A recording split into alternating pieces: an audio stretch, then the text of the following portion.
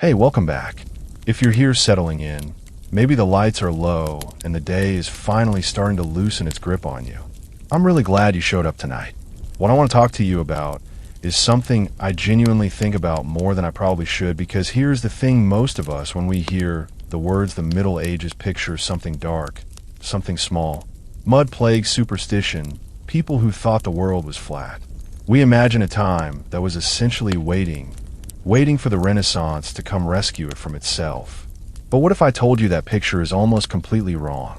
What if I told you that 1,000 years ago, a merchant in Baghdad could place an order for cinnamon from Sri Lanka, silk from China, and frankincense from the coast of Oman, and expect all of it to arrive more or less reliably within a season?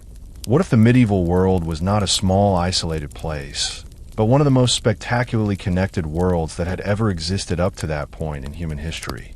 And more than that, what if the lives of the ordinary people who made that world run, the sailors, the merchants, the middlemen, and the gamblers, what if their stories are some of the most dramatic, most human, most quietly extraordinary stories you have never been told? Because that is exactly what we're going to explore tonight. So, let us start with something simple, and then let it get complicated in the best possible way. Close your eyes for just a second and try to imagine a map. Not the clean, color-coded, politically organized map you're used to seeing. I want you to imagine the map as a medieval merchant in, say, the year 150 would have drawn it from memory. It does not look anything like what you expect. The borders, France, England, China, India, those are largely invisible to him. What he sees instead are routes.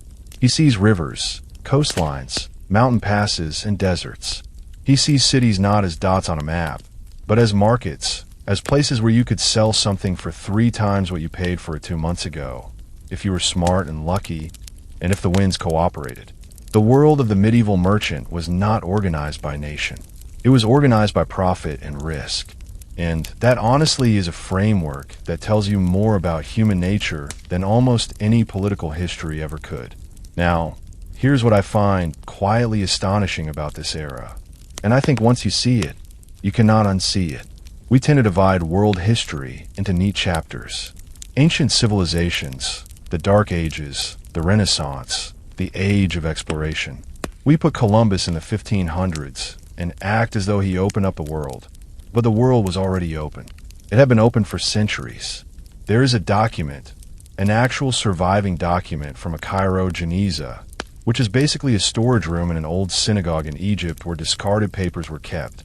Scholars found hundreds of thousands of letters and business records there in the late 19th century, and they are extraordinary.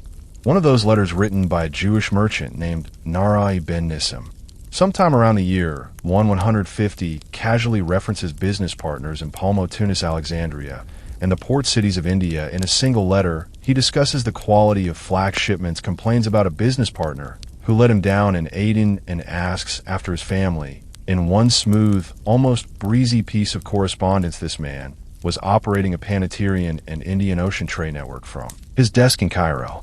No internet, no telephone, no GPS, no container ships, just trust, reputation, and an almost breathtaking willingness to send everything you owned across waters you could not control into the hands of people you might never meet. That is not a dark age. That is a civilization that had figured out something genuinely sophisticated about how the world works. But here is where I want to push back a little on the romantic version of this story, because I think the truth is even more interesting. When we look at medieval trade, we sometimes paint it with this warm, adventurous glow. Brave merchants, exotic spices, legendary caravans crossing the desert. And yes, all of that is real. But the world those merchants were navigating was also deeply structurally dangerous. Not just in the physical sense, though. Yes, people died constantly, but dangerous in ways that were political, financial, and deeply personal. Consider this: a merchant in 12th century Venice who wanted to fund a longue distance trading voyage would often use a legal agreement called a commander. What that basically meant was that a sleeping investor, someone who had money but did not want to travel, would put up the capital. The traveling merchant would put up his time, his skills, and quite literally his life. If the voyage succeeded, profits were split.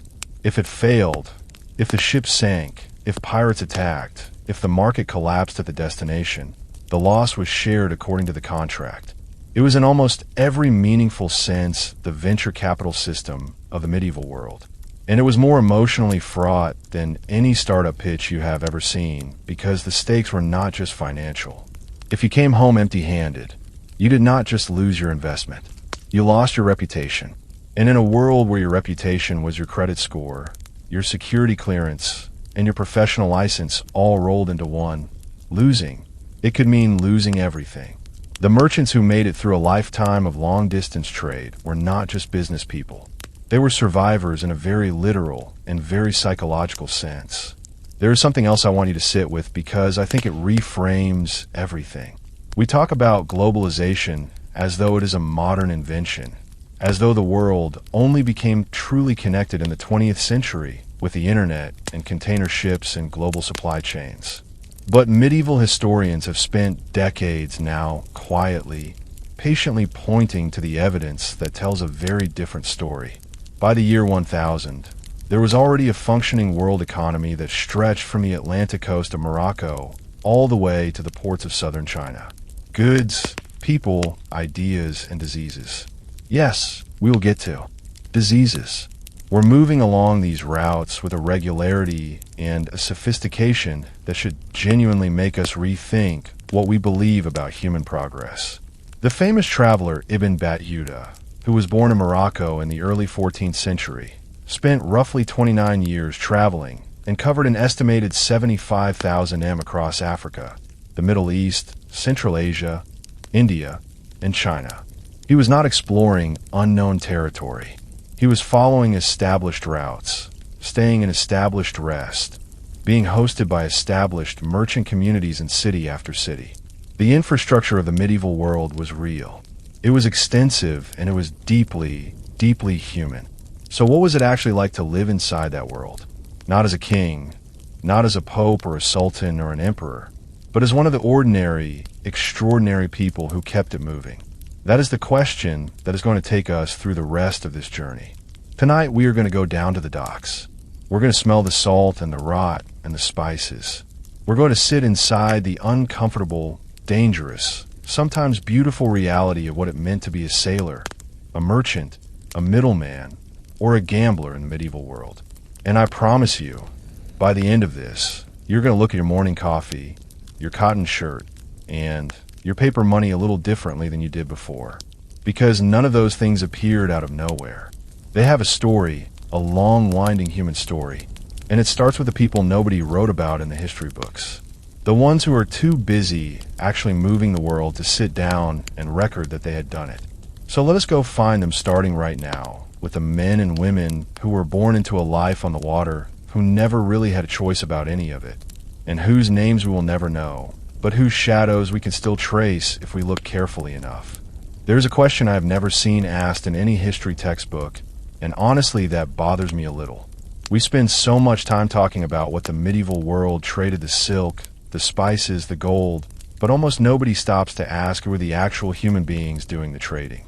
Not the kings who taxed it, not the emperors who demanded it, but the men who climbed aboard a creaking wooden vessel in the gray cold of a northern morning or stood at the edge of a desert caravan route in the blistering heat of the Arabian Peninsula and said, "Yes, I will go.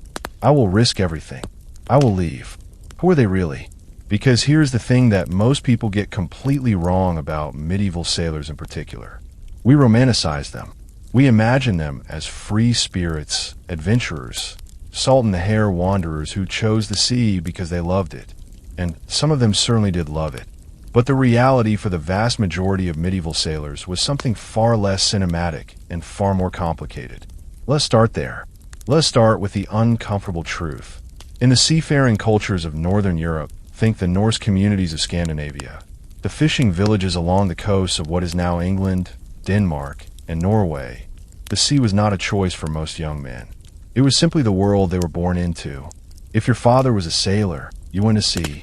If your village economy depended on fishing or coastal trade, you went to sea. The idea of sitting down as a 12-year-old boy and weighing your career options is a very modern luxury. For most of medieval history, Your options were essentially determined the moment you were born. And for a significant portion of the male population living along any coastline, the ocean was simply what came next. What strikes me personally about this is how different the psychological relationship with the sea must have been because of that. When you have no choice, when the sea is not an adventure but simply a job, a dangerous, exhausting, often miserable job, you develop a relationship with it that is completely different from the romanticized version we like to imagine. You do not fall in love with the sea when you have spent 3 weeks unable to keep food down because the waves have not stopped for a single day. You do not feel poetic about the ocean when you're 17 years old, sleeping on open deck boards in the North Atlantic in October with nothing between you and the wind but a wool cloak that stopped being dry about 6 days ago. Now, the social position of sailors in medieval society is something that I find genuinely fascinating, and I think it tells us a lot about how these communities actually worked. Here is a detail that tends to surprise people. In many medieval European port towns, sailors occupied one of the lowest rungs of the social ladder. Not the very lowest. That distinction often went to those who were enslaved or in various forms of bonded servitude. But sailors as a class were frequently regarded with a mixture of pity, suspicion, and mild contempt by the settled landowning communities around them. Think about it from the perspective of a medieval town's person. A sailor was someone who was away for months at a time, which meant he could not hold land, could not reliably maintain family obligations, could not participate fully in the rhythms of community life. He came home with foreign coins, foreign habits, and occasionally foreign diseases. He spoke sometimes of places so distant that ordinary people could barely imagine them. He was in a very real sense permanently other. There is a wonderful Latin phrase that medieval scholars sometimes used in legal documents. When they needed to describe someone of questionable reliability, they would call a person a homogus, a wandering man. And sailors in the eyes of settled medieval society were the definition of that. Men without roots, men whose loyalty to any one place, any one lord, any one community was inherently uncertain. That social suspicion cut both ways, by the way, because sailors over time developed their own intensely tight-knit subcultures, precisely because the world on shore did not fully accept them.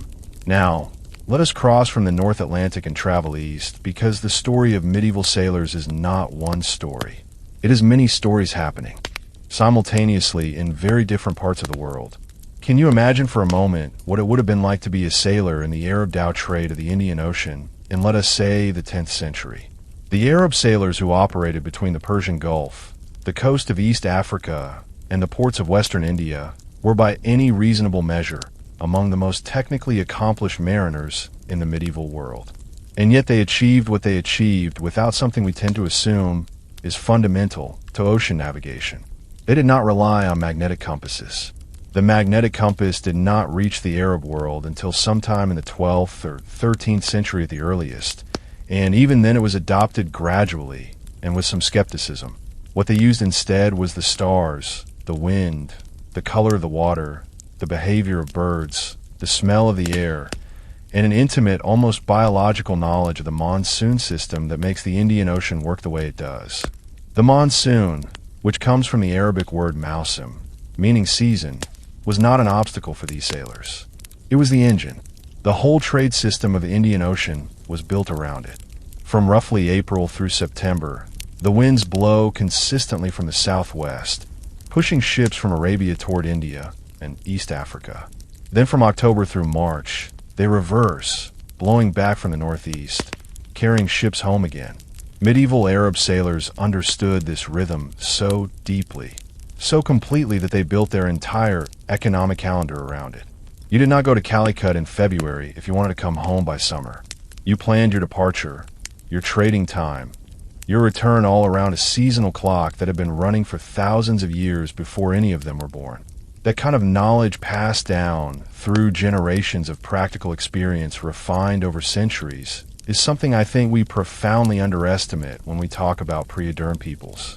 We use the word primitive sometimes without thinking about what it actually means. And there is nothing primitive about understanding a planetary wind system well enough to build a hemisphere-spanning trade network on top of it. The contrast with sailors from the South China Sea is equally striking and worth spending a moment on.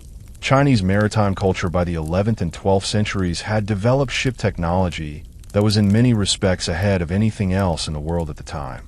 The Chinese junk, and I want to be clear that word is not a judgment. It comes from the Malay word jong, meaning large boat, was a vessel built with watertight internal compartments. If one section of the hull was breached, the ship would unnecessarily sink. It could continue. This seems obvious to us now. Every modern ship is built this way. But in the 11th century, this was genuinely revolutionary engineering. European ships of the same period had no such protection. A breach in the hull meant water, and water meant disaster. The Chinese sailors who operated these vessels in the South China Sea and beyond were also, it is worth noting, navigating a world of extraordinary political and commercial complexity. The ports of Southeast Asia, what is now Vietnam, Malaysia, Indonesia were not backwaters. They were intersection points where Chinese merchants, Indian traders, Arab merchants, and local Southeast Asian kingdoms all met, competed, negotiated, and occasionally clashed. A Chinese sailor arriving in the port of Srivijaya on the island of Sumatra in the year 1100 would have found a city that was genuinely cosmopolitan in a way that many modern cities are still working toward. But let me come back to something more personal, more human. Because all of this, the trade networks, the ship technology, the monsoon rhythms, all of it can start to feel very abstract if we are not careful. And I do not want it to feel abstract. I want you to feel what it actually cost. There is a document from the Cairo Geniza, a different document from the one I mentioned earlier, I want to be clear, in which a merchant named Caliphibs writes to his business partner about a mutual friend, a man named Abu Zikri, who had recently died at sea somewhere between Aden and the Indian coast. The letter is businesslike for the first paragraph. It discusses what happened to Abu Zikri's cargo, who is responsible for the debts he left behind, how the partnership will manage the loss, and then almost without transition the letter shifts and Khalif writes something along the lines of "I'm struggling to write this. He was my friend before he was my partner. I did not know how to account for a man in a ledger. That sentence has stayed with me since I first encountered it. I did not know how to account for a man in a ledger." Here is someone writing in the 11th century in a language and a world completely unlike ours. And he is expressing something utterly universal. The inadequacy of systems, financial systems, social systems, even the systems we use to make sense of loss when they run up against the raw fact of a human life that is simply gone. That is not a Dark Age sentiment. That is a human one. And this is what I keep coming back to when I think about these people, the sailors, the merchants, the men who spent their lives moving between worlds. They were not icons. They were not adventurers in the storybook sense. They were people navigating enormous uncertainty with the tools they had, the knowledge they had inherited, and the relationships they had carefully, painstakingly built. The Viking merchant sailor, because the Vikings were before almost anything else, traders who sailed from Norway to Constantinople, which they called Miklagard, the great city, was not on a raid. He was on a business trip. He had goods to sell and goods to buy and a family waiting at home and debts that needed servicing and a reputation that needed protecting. He was in many ways not so different from someone catching a red-eye flight to a sales conference in a city they have never visited, running on too little sleep and too much anxiety, hoping the deal goes through. The tools were different. The risks were incomparably higher. But the fundamental human experience, the vulnerability, the ambition, the homesickness, the quiet pride in knowing your craft that runs in a straight line from them to us. I think about this a lot, actually. The way we tend to place a kind of glass wall between ourselves and people from the past, as though they were fundamentally different creatures operating under rules that do not apply anymore. But the Cairo Geniza letters alone, there are hundreds of them, tell a story of human beings who are anxious about money, worried about their children, frustrated with unreliable business partners, grateful for small kindnesses, and occasionally quietly astonished by the beauty of the world they were moving through. One merchant writing from somewhere on the Indian coast describes the sight of a harbor at dawn in terms so vivid and so tender that scholars who study these documents sometimes have to remind themselves they're reading a business letter, not a poem. The medieval world was full of people who were paying attention, who noticed things, who felt things. We just forgot to look for them. Now, and I say this because I genuinely want you to think about it, here's a question worth sitting with as we move forward tonight. If these sailors and merchants were so capable, so connected, so human, why did history decide to tell a different story about them? Why did the dominant narrative of the Middle Ages become one of darkness and stagnation rather than one of movement and connection? That is not a simple question, and I do not think there is a single clean answer. But it is the kind of question that starts to unravel some very comfortable assumptions about whose stories get told and why and who gets left out. Because the men and women we've been talking about tonight, the Norse merchant catching a tide out of Oslo, the Arab sailor reading the stars over the Indian Ocean, the Chinese captain trusting the watertight chambers of his junk, in a South China Sea storm, they built something remarkable. And what they built, what they actually lived inside every single day, is the part of the story I want to keep following with you. So let us go deeper.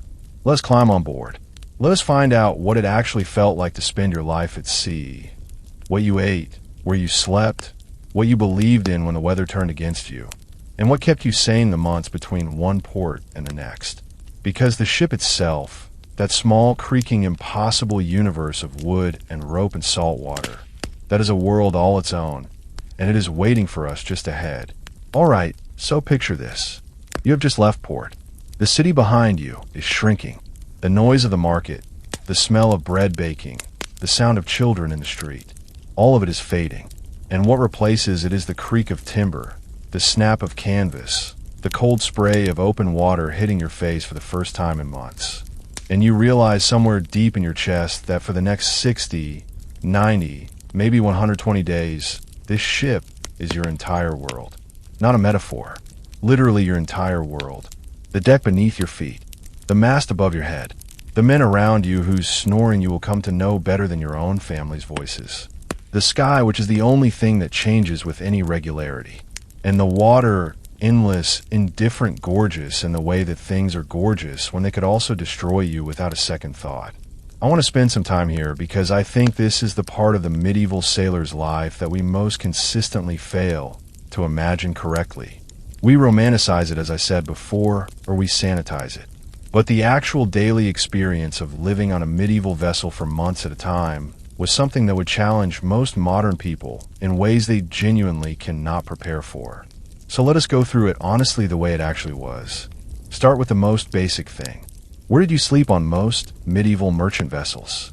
Whether we're talking about a European cog sailing the North Sea, an Arab dhow crossing toward the Malabar coast, or a Chinese junk working the routes between Quanzhou and the ports of Southeast Asia, there were no dedicated sleeping quarters for ordinary sailors.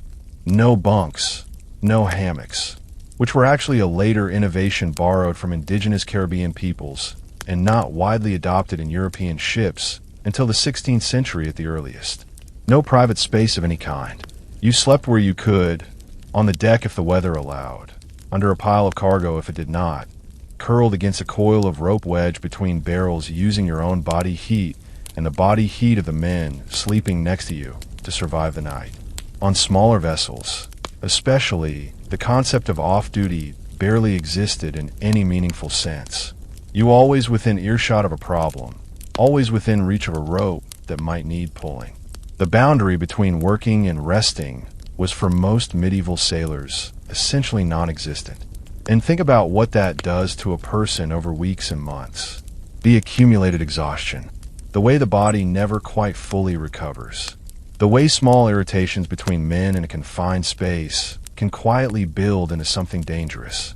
Historians who study medieval maritime law, and yes, there were maritime laws, surprisingly sophisticated ones, note that a significant proportion of the legal disputes they find recorded from this era involve altercations between sailors on long voyages, arguments over sleeping space, fights over food, grievances that have been simmering for weeks before they finally exploded on deck somewhere between nowhere and nowhere.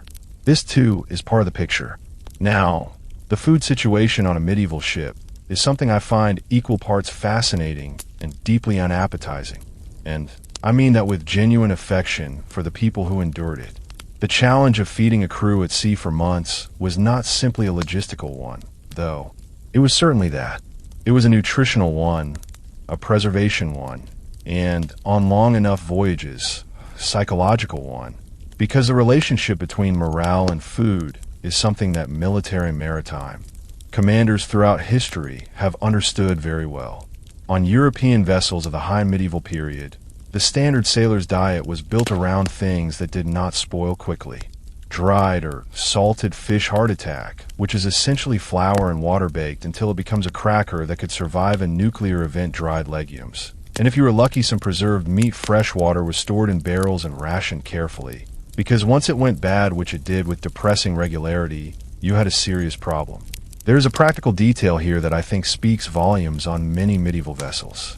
Sailors were not allowed to cook with open flame except in designated areas under very controlled conditions, because the obvious catastrophic risk of fire on a wooden ship in the middle of the ocean meant that cooking was a luxury, not a given.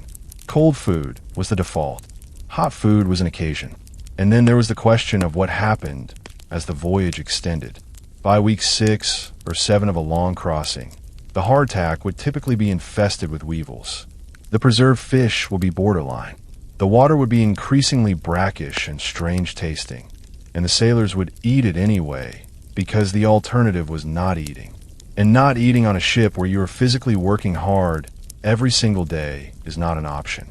I sometimes wonder when I read the accounts of medieval voyages and their descriptions of landing in a new port after 2 or 3 months at sea, the sheer animal joy of fresh food, fresh water, solid ground under the feet, whether we can even fully access that feeling.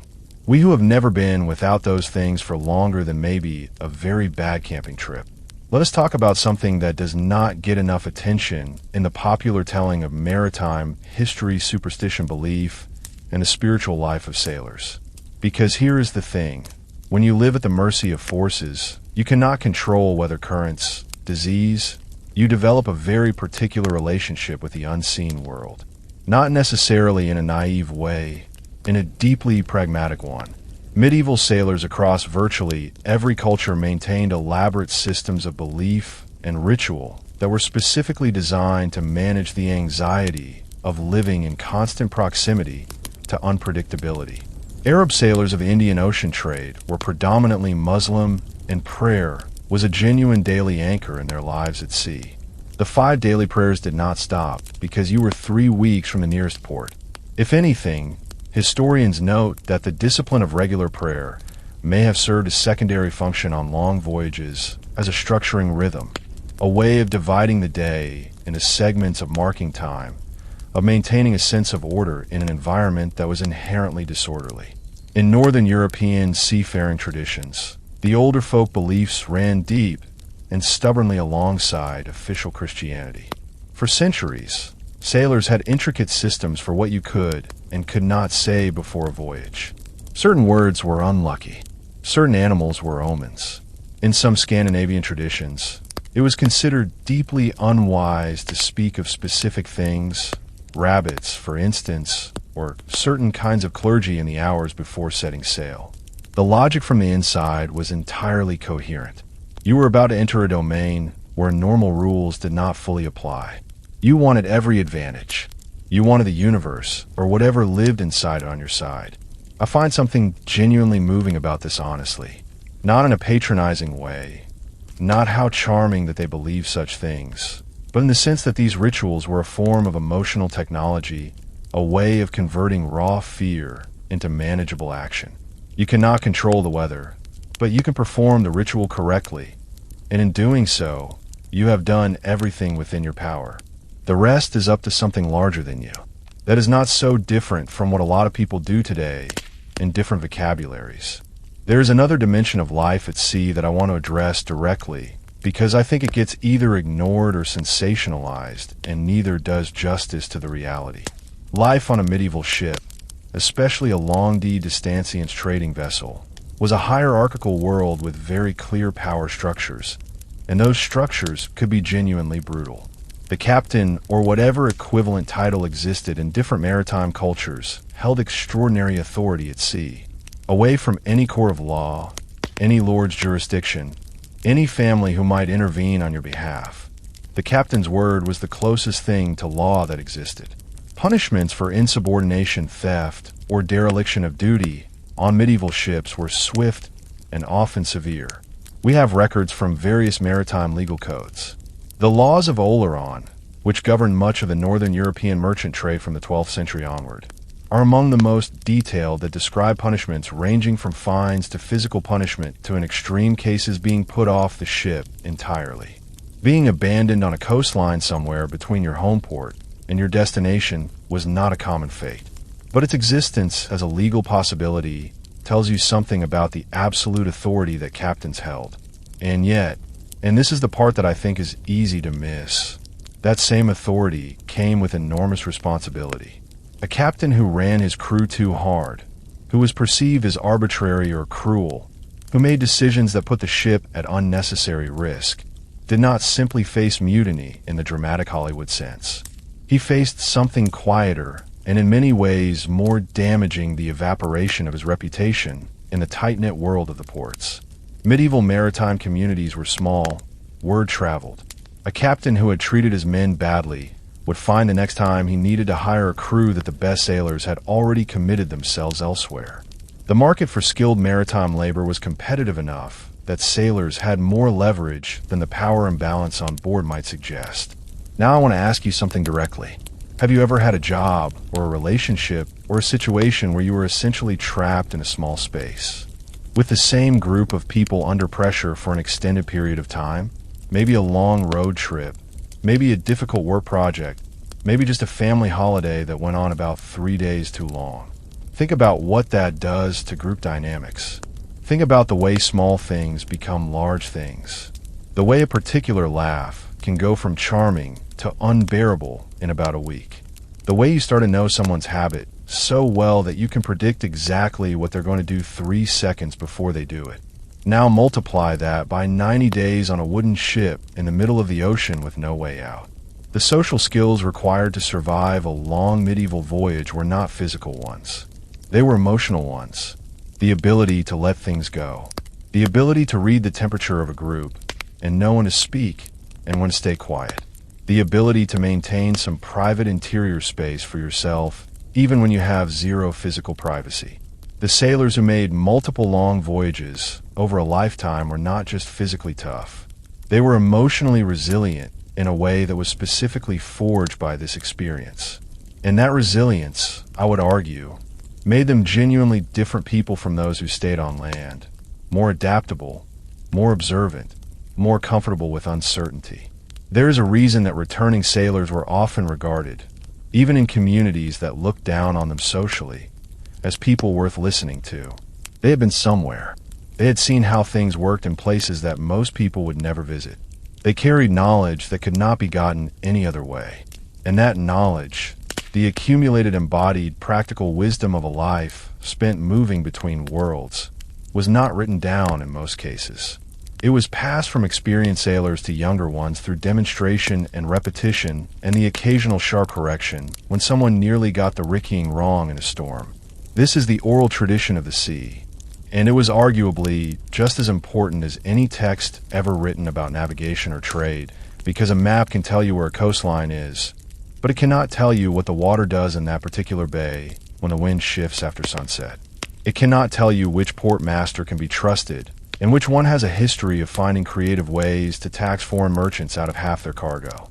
It cannot tell you the name of the man in Aden who will store your goods safely while you sail on, or the woman in Calicut who knows every price fluctuation in the spice market before it becomes public knowledge. That kind of intelligence, the human intelligence of lived experience, of relationship, of careful observation over time, was the true currency of the medieval maritime world. And it brings us almost naturally to the next question we have to ask. Because once the ship arrives in port, once the anchor drops and the gangplank goes down and the cargo starts moving, what actually happens? What does the other half of this world look like? The merchants' world, the world of the deal, the negotiation, the calculated risk, the moment when everything you have spent months carrying across dangerous water either becomes a fortune or a very expensive lesson in humility. That is where we are headed next. And I promise you, the stakes are even higher than you think. So the ship has docked, the ropes are tied, the gangplank is down. The cargo is being unloaded onto a dock that smells of fish and salt, and the particular kind of human sweat that only accumulates in a port city where everyone is always in a hurry. And standing at the edge of all of that, watching every crate, every bale, every carefully sealed jar come off his vessel, is the merchant. He has not slept properly in 3 days. Not because the sea which he has made his peace with by now, but because of the numbers. The numbers that have been running through his head since before he left home. The prices he paid, the prices he needs, the margin between those two figures that represents either a comfortable profit, a modest survival, or the particular quiet catastrophe of returning home with less than you left with. This is the moment the entire venture has been building toward.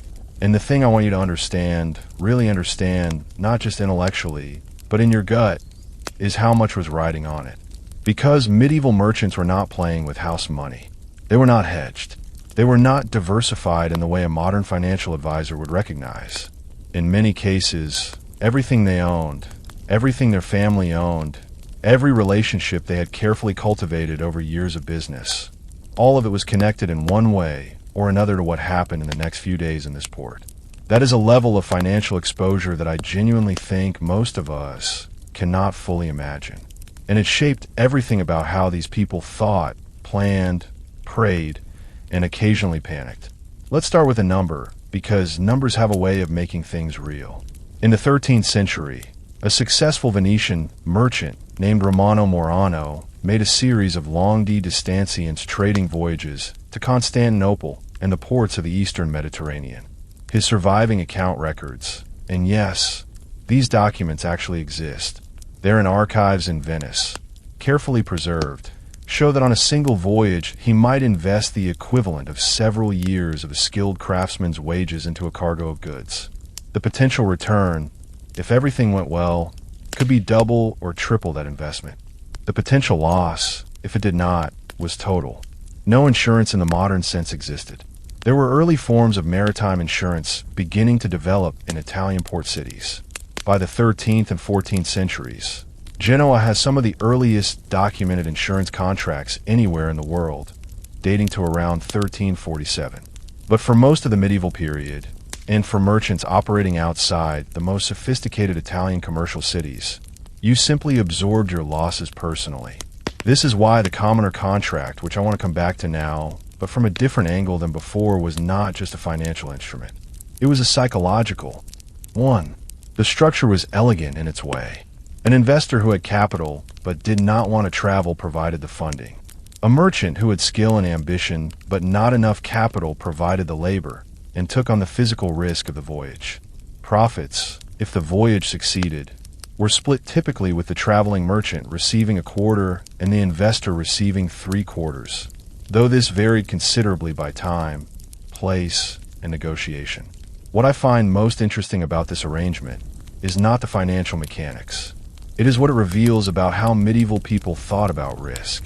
They understood intuitively and practically that risk could be distributed, that the person who bore the physical danger of the voyage was not necessarily the same person who bore the financial danger, that these were separable things, and that creating legal structures to separate them made everyone better off.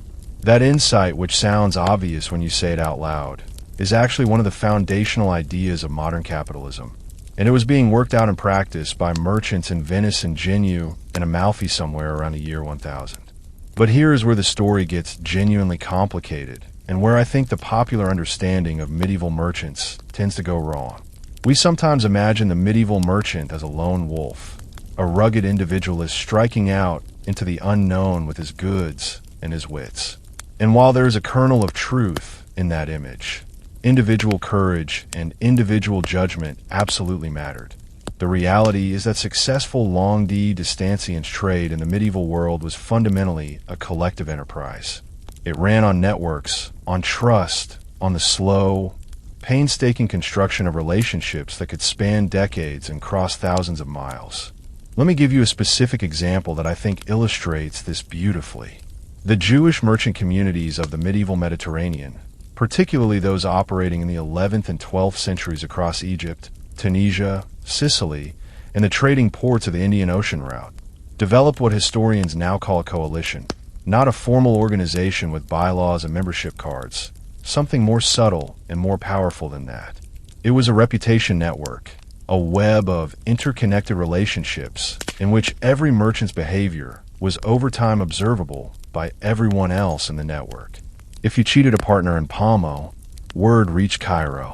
If you defaulted on a debt in Aden, merchants in Alexandria knew about it within months. If you consistently delivered quality goods, honored your agreements, and treated your partners fairly, that reputation preceded you into every port you had never visited. The economist A. Grief spent years studying the documents from the Cairo Geniza, specifically to understand how this network functioned. And what he found was remarkable. These merchants were able to conduct business across enormous distances with partners they sometimes never met in person, with very low rates of defection and fraud. Not because they had courts and contracts enforcing every agreement, but because the social cost of dishonesty within the network was simply too high. Your reputation was not just your professional asset. It was your access to the entire system. Lose it and you're not just out of one deal. You are out of everything. Now think about what that means in practical terms for a young man trying to enter this world. You did not simply decide to become a longue distance merchant and hang out a sign. You spent years, sometimes a decade or more, building the kind of track record that would make established merchants willing to trust you with their money or their goods. You started small. You ran errands for established traders. You carried messages between partners. You handled the unglamorous logistics, supervising, unloading, managing, storage, dealing with the customs officials who are in every port, in every era of history. An experience that tested the patience of saints. Slowly, carefully, you build a reputation for reliability, for honesty in small things, for showing up when you said you would, for remembering details that other people forgot. And only then, maybe after years of this, would the serious offers start to come, the commoner partnerships, the invitations into the inner circles of the major trading houses. There is something almost painfully familiar about this trajectory. Honestly, the years of proving yourself before anyone takes you seriously. The way that access to opportunity is distributed not randomly, but through networks of trust that take enormous time and patience to enter. Medieval merchants understood something that every ambitious person today is still learning. Your network is not something you build when you need it. It is something you build years before you need it through hundreds of small, unglamorous acts of reliability. Let us talk about the actual mechanics of what happened when a merchant arrived in a foreign port, because this is where things get really interesting. Most major trading ports in the medieval world had designated areas, sometimes called fonducs in the Arab world or fondacci in Italian, which were essentially combined warehouses, guest houses, and trading halls specifically for foreign merchants. These were not luxury accommodations. They were functional spaces where you could store your goods securely, sleep reasonably safely, and conduct business in a recognized and accepted commercial zone. Many of them had their own internal governance structures, their own dispute resolution mechanisms, their own informal rules about how business was to be conducted within their walls. The Feunac in a major city like Alexandria or Tunis in the 12th century would have been a genuinely extraordinary place. On any given day, you might find merchants from a dozen different places conducting business in as many languages, negotiating prices through interpreters, sealing deals with handshakes and written contracts, and occasionally elaborate ritual oaths, depending on the cultural background of the parties involved. Think about the linguistic demands alone. A Venetian merchant operating in the Eastern Mediterranean in the 12th century would ideally have some working knowledge of Greek, Arabic, and possibly one or two other languages beyond his own. Not literary fluency, just enough to negotiate to catch a misunderstanding before it became a dispute to know when an interpreter was telling you something slightly different from what the other party had actually said. And yes, that last skill, The ability to detect a subtle mistranslation was worth its weight in gold. Here is a question I want you to sit with for a moment. Have you ever made a decision where you genuinely could not predict the outcome? Where the variables were so many and so uncontrollable that the best you could do was make your best judgment and then let go of the result? For medieval merchants, that was not a special occasion. That was Tuesday. The price of pepper in Alexandria was not fixed. It moved based on supply from the Indian Ocean routes, based on the political situation in Egypt, based on whether the last 3 caravans from the east had arrived safely, based on how many competing merchants happened to be in port at the same time trying to sell the same thing. And here is the truly dizzying part. You as a merchant arriving from, say, the ports of southern France with a cargo you had purchased 3 months ago would have had essentially no reliable information about any of those variables until you actually arrived and started asking around. You had made your investment based on your best guess about what the market would look like months in the future in a city hundreds of miles away in conditions you could not observe. Everything since then, the voyage, the weather, the slow, careful passage of weeks at sea, had been time you spent not knowing whether you'd made a brilliant decision or a ruinous one. The psychological weight of that uncertainty is something I find genuinely hard to overstate. And it explains, I think, a lot about the particular personality type that longue distance merchants tended to develop. The ability to make a decision with incomplete information and then commit to it fully without constant second-guessing was not just a nice quality to have. It was a survival skill. Because a merchant who could not let go of a bad decision, who kept second-guessing and pivoting and changing course every time the wind shifted, was a merchant who never built the kind of consistent track record that the network required. Confidence in this world was not arrogance. It was professional currency. There is one more dimension of the merchants' world that I think deserves more attention than it usually gets, and that is the question of what happened when things went genuinely wrong. Not the small failures, the cargo that fetched less than expected, the partner who was a little slow in repaying, but the catastrophic failures, the ship lost at sea, the cargo confiscated by a local ruler who decided unilaterally that his need for it outweighed your ownership of it, the fire in the warehouse, the war that closed the route entirely. These things happened. They happened with a regularity that would be professionally devastating in any modern context. And the merchants who survived them, who rebuilt and continued those people, were operating with a level of resilience that I think we genuinely underestimate. There are letters from the Cairo Geniza in which merchants describe losing almost everything multiple times and continuing anyway. Not with bravado, not with some inspirational speech about never giving up, but with a kind of quiet, almost matter-of-fact determination that I find more moving, honestly, than any dramatic comeback story. One merchant writing to a friend about a particularly catastrophic loss says something along the lines of, "A man cannot choose the sea he sails on. He can only choose how well he knows a ship." That is not a quote from a self-help book. That is a real person in the 11th century making sense of a world that had just taken something from him that he would never fully recover. And then in the very next paragraph of the same letter, he asks about prices in the Tunisian market and whether his friend thinks the route to Sicily will be safe by spring. Because that is what merchants did.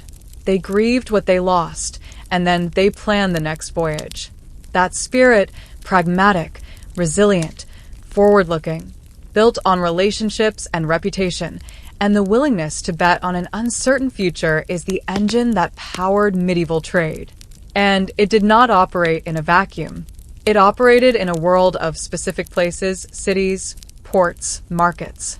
The physical geography of the medieval trade network was not just a backdrop to these human stories. It was in many ways the story itself. Because to understand why certain routes rose to dominance and others fell into obscurity, why some cities became the center of everything and others faded into irrelevance, you have to understand something that most people still do not know about the medieval world. The map was not what you think it was. The roads and sea lanes that connected these merchants and sailors to each other, the actual physical infrastructure of medieval global trade, was stranger, more complex, and more surprising than any textbook ever taught us. And that is exactly what we're going to untangle next. Let me tell you something that might quietly ruin every documentary about the Silk Road you've ever watched. And I say ruin with love because I think what replaces the old picture is actually far more interesting. Here is the thing.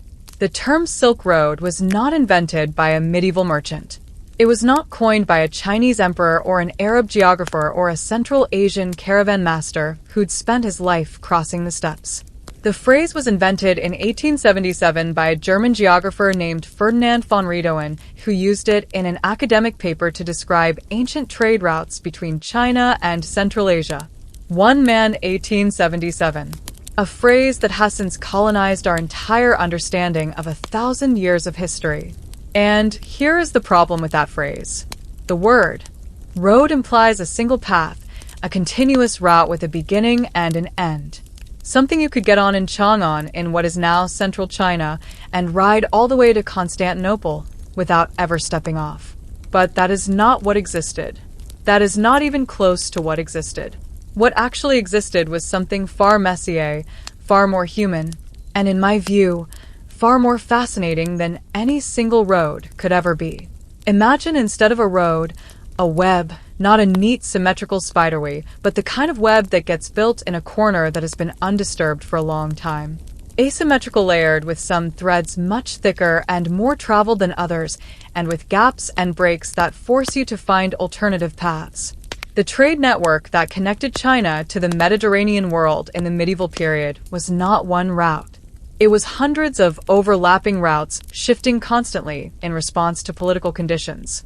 Whether the rise and fall of empires, the opening and closing of mountain passes, the availability of water at desert oases, and the simple practical reality that the most direct path was not always the safest or the most profitable one. A merchant leaving the Chinese city of Guangzhou in the 11th century with a cargo of silk and porcelain had choices. He could go by sea south through the South China Sea, through the Strait of Malacca, across the Indian Ocean. Or he could go overland northwest through the Gansu corridor into Central Asia, across the Great Steppes, or through the mountain passes of what is now Afghanistan and Iran, eventually reaching the markets of the Middle East. And within those broad categories, there were further choices. The northern steppe route or the southern oasis route across Central Asia through Persia or around it via Baghdad or bypassing it entirely, depending on who controlled Baghdad that particular decade and how they were treating foreign merchants. Every choice had consequences. Every route had its own costs, its own risks, its own gatekeepers who wanted their cut. This is the reality that the term Silk Road quietly obscures, and I think we lose something important when we flatten it. Now, here is the detail that I find most surprising, and that most people genuinely do not know. Nobody traveled the whole thing. I want to let that sit for a second because it really does change the picture fundamentally. In the popular imagination, we sometimes envision heroic merchants or adventurers like Marco Polo making the entire journey from one end of the Eurasian continent to the other. And while there were certainly individuals who covered extraordinary distances over the course of their careers, the actual mechanism by which goods moved across the medieval trade network was almost nothing like that. It worked through relay, through handoffs, through a chain of middlemen, each of whom controlled a section of the route, bought goods from the people coming from one direction, and sold them to the people going in the other. A bolt of Chinese silk traveling from the workshops of the Yangtze River Valley to a market in Constantinople might pass through the hands of 8, 10, perhaps 12 different merchants before it arrived. A Chinese merchant would sell it to a Central Asian trader, perhaps a Sogdian from the region of what is now Uzbekistan, who were for centuries among the most skilled and active Long-D distanciance traders in the entire network. The Sogdian would carry it to a Persian market. A Persian trader would sell it to an Arab merchant. The Arab merchant might sell it to a Zantine trader at the edge of his network. And the Zantine trader would bring it into Constantinople. Each of those handoffs represented a transaction, a negotiation, a profit margin for the person in the middle. By the time that silk reached a Roman noblewoman's wardrobe in the 5th century, or a Zantine empress's court in the 10th, it bought and sold so many times that its original price bore almost no relationship to what was finally paid for it. This is why Roman writers complained bitterly about the cost of Chinese silk. They were not paying for silk. They were paying for every pair of hands that silk had passed through across 5,000 m of continent. The Sakyans deserve a moment here, because I think they're one of the great underappreciated civilizations in all of world history. And it genuinely frustrates me that almost nobody outside of academic circles knows who they were. The Sogdians were an Iranian-speaking people from the region of Sogdia centered roughly around the cities of Samarkand and Kara in modern Uzbekistan. From approximately the 4th century through the 8th century, they were the dominant commercial force across the Central Asian portion of the overland trade routes. Sogdian merchant communities established themselves in cities along the routes all the way from the Xanten frontier in the west to the Chinese capital in the east. We know this partly from the goods they left behind: Sogdian art, Sogdian coins, Sogdian inscriptions turning up at archaeological sites across an enormous geographic range. But we know it most vividly from a cache of letters discovered in 197 in a watchtower along the ancient Chinese frontier wall. These letters, written in Sogdian script on paper and silk, were abandoned there possibly during a military emergency sometime around the year 313. They're extraordinary documents. Among them is a letter from a Sogdian woman named Nanadat writing to her mother. She describes being abandoned by her husband in a Chinese city, left with no money and no way home, surviving on charity from the local community, and asking with a mix of dignity and desperation that comes through clearly even across 17 centuries for someone to please come and help her. That letter is not a trade document. It is not a political record. It is a woman far from home in trouble reaching out to her family, and somehow, impossibly, it survived. Tucked in a watchtower in the desert for 1,600 years. I don't know about you, but when I encountered that story for the first time, I had to put down what I was reading for a minute, because here is proof, tactile handwritten proof, that the people moving through these trade networks were not abstractions. They were carrying everything a human being carries: longing, fear, hope, the specific particular grief of being stranded somewhere and not knowing when or whether you'll get home. Let me pivot now to something that I think is equally important to understand about the medieval overland routes, and that is the role of political power in shaping them. The trade routes did not exist independently of the empires and kingdoms they passed through. They were shaped, redirected, taxed, protected, and occasionally strangled by political decisions made by rulers who understood very clearly that controlling the routes meant controlling the wealth that flowed through them. The most dramatic example of this, in my view, is what happened to the overland routes in the 13th century with the rise of the Mongol Empire. Here is the counterintuitive part. The Mongol conquests of the 13th century were, by any measure, among the most destructive events in medieval history. Cities were leveled. Populations were displaced on a scale that is genuinely difficult to comprehend. The human cost was staggering. And yet, and this is the part that historians still find genuinely interesting to debate, the Mongol Empire at its height created something that had never existed before across that vast stretch of Eurasia: a single political authority. For a period of roughly 75 to 100 years in the mid-13th to mid-4th centuries, a merchant could in theory travel from China to the Black Sea coast under the protection of a single political system. The Mongols imposed what is sometimes called the Pax Mongolica, the Mongolian peace across their territories, with enforced protection for traveling merchants, standardized treatment of commercial visitors in many areas, and a genuine practical interest in keeping the trade routes functioning because the tax revenues they generated were enormous. It is one of history's more uncomfortable ironies. The same empire whose armies had left so much devastation in their wake also, for a period, made long-distance trade safer and more reliable than it had been in centuries. Now, here's the question I want you to think about, and this one is genuinely worth sitting with. Why did the overland routes eventually decline? Why did the great Central Asian cities that had flourished on the caravan trade Samarkand, Kara, and fade from the center of world commerce to relative obscurity over the course of the 14th and 15th centuries? The answer is not a single event. It is a convergence. The fragmentation of the Mongol Empire after the mid-4th century removed the political umbrella that had made the routes relatively safe. The devastation of the Black Death, which traveled, as we will discuss later, along exactly these trade routes, disrupted the commercial networks that depended on reliable movement of people and goods. And gradually, persistently, the sea routes were becoming more efficient, more reliable, and ultimately more economical than anything the overland network could offer. A ship could carry in its hold what would require hundreds of pack animals to move overland.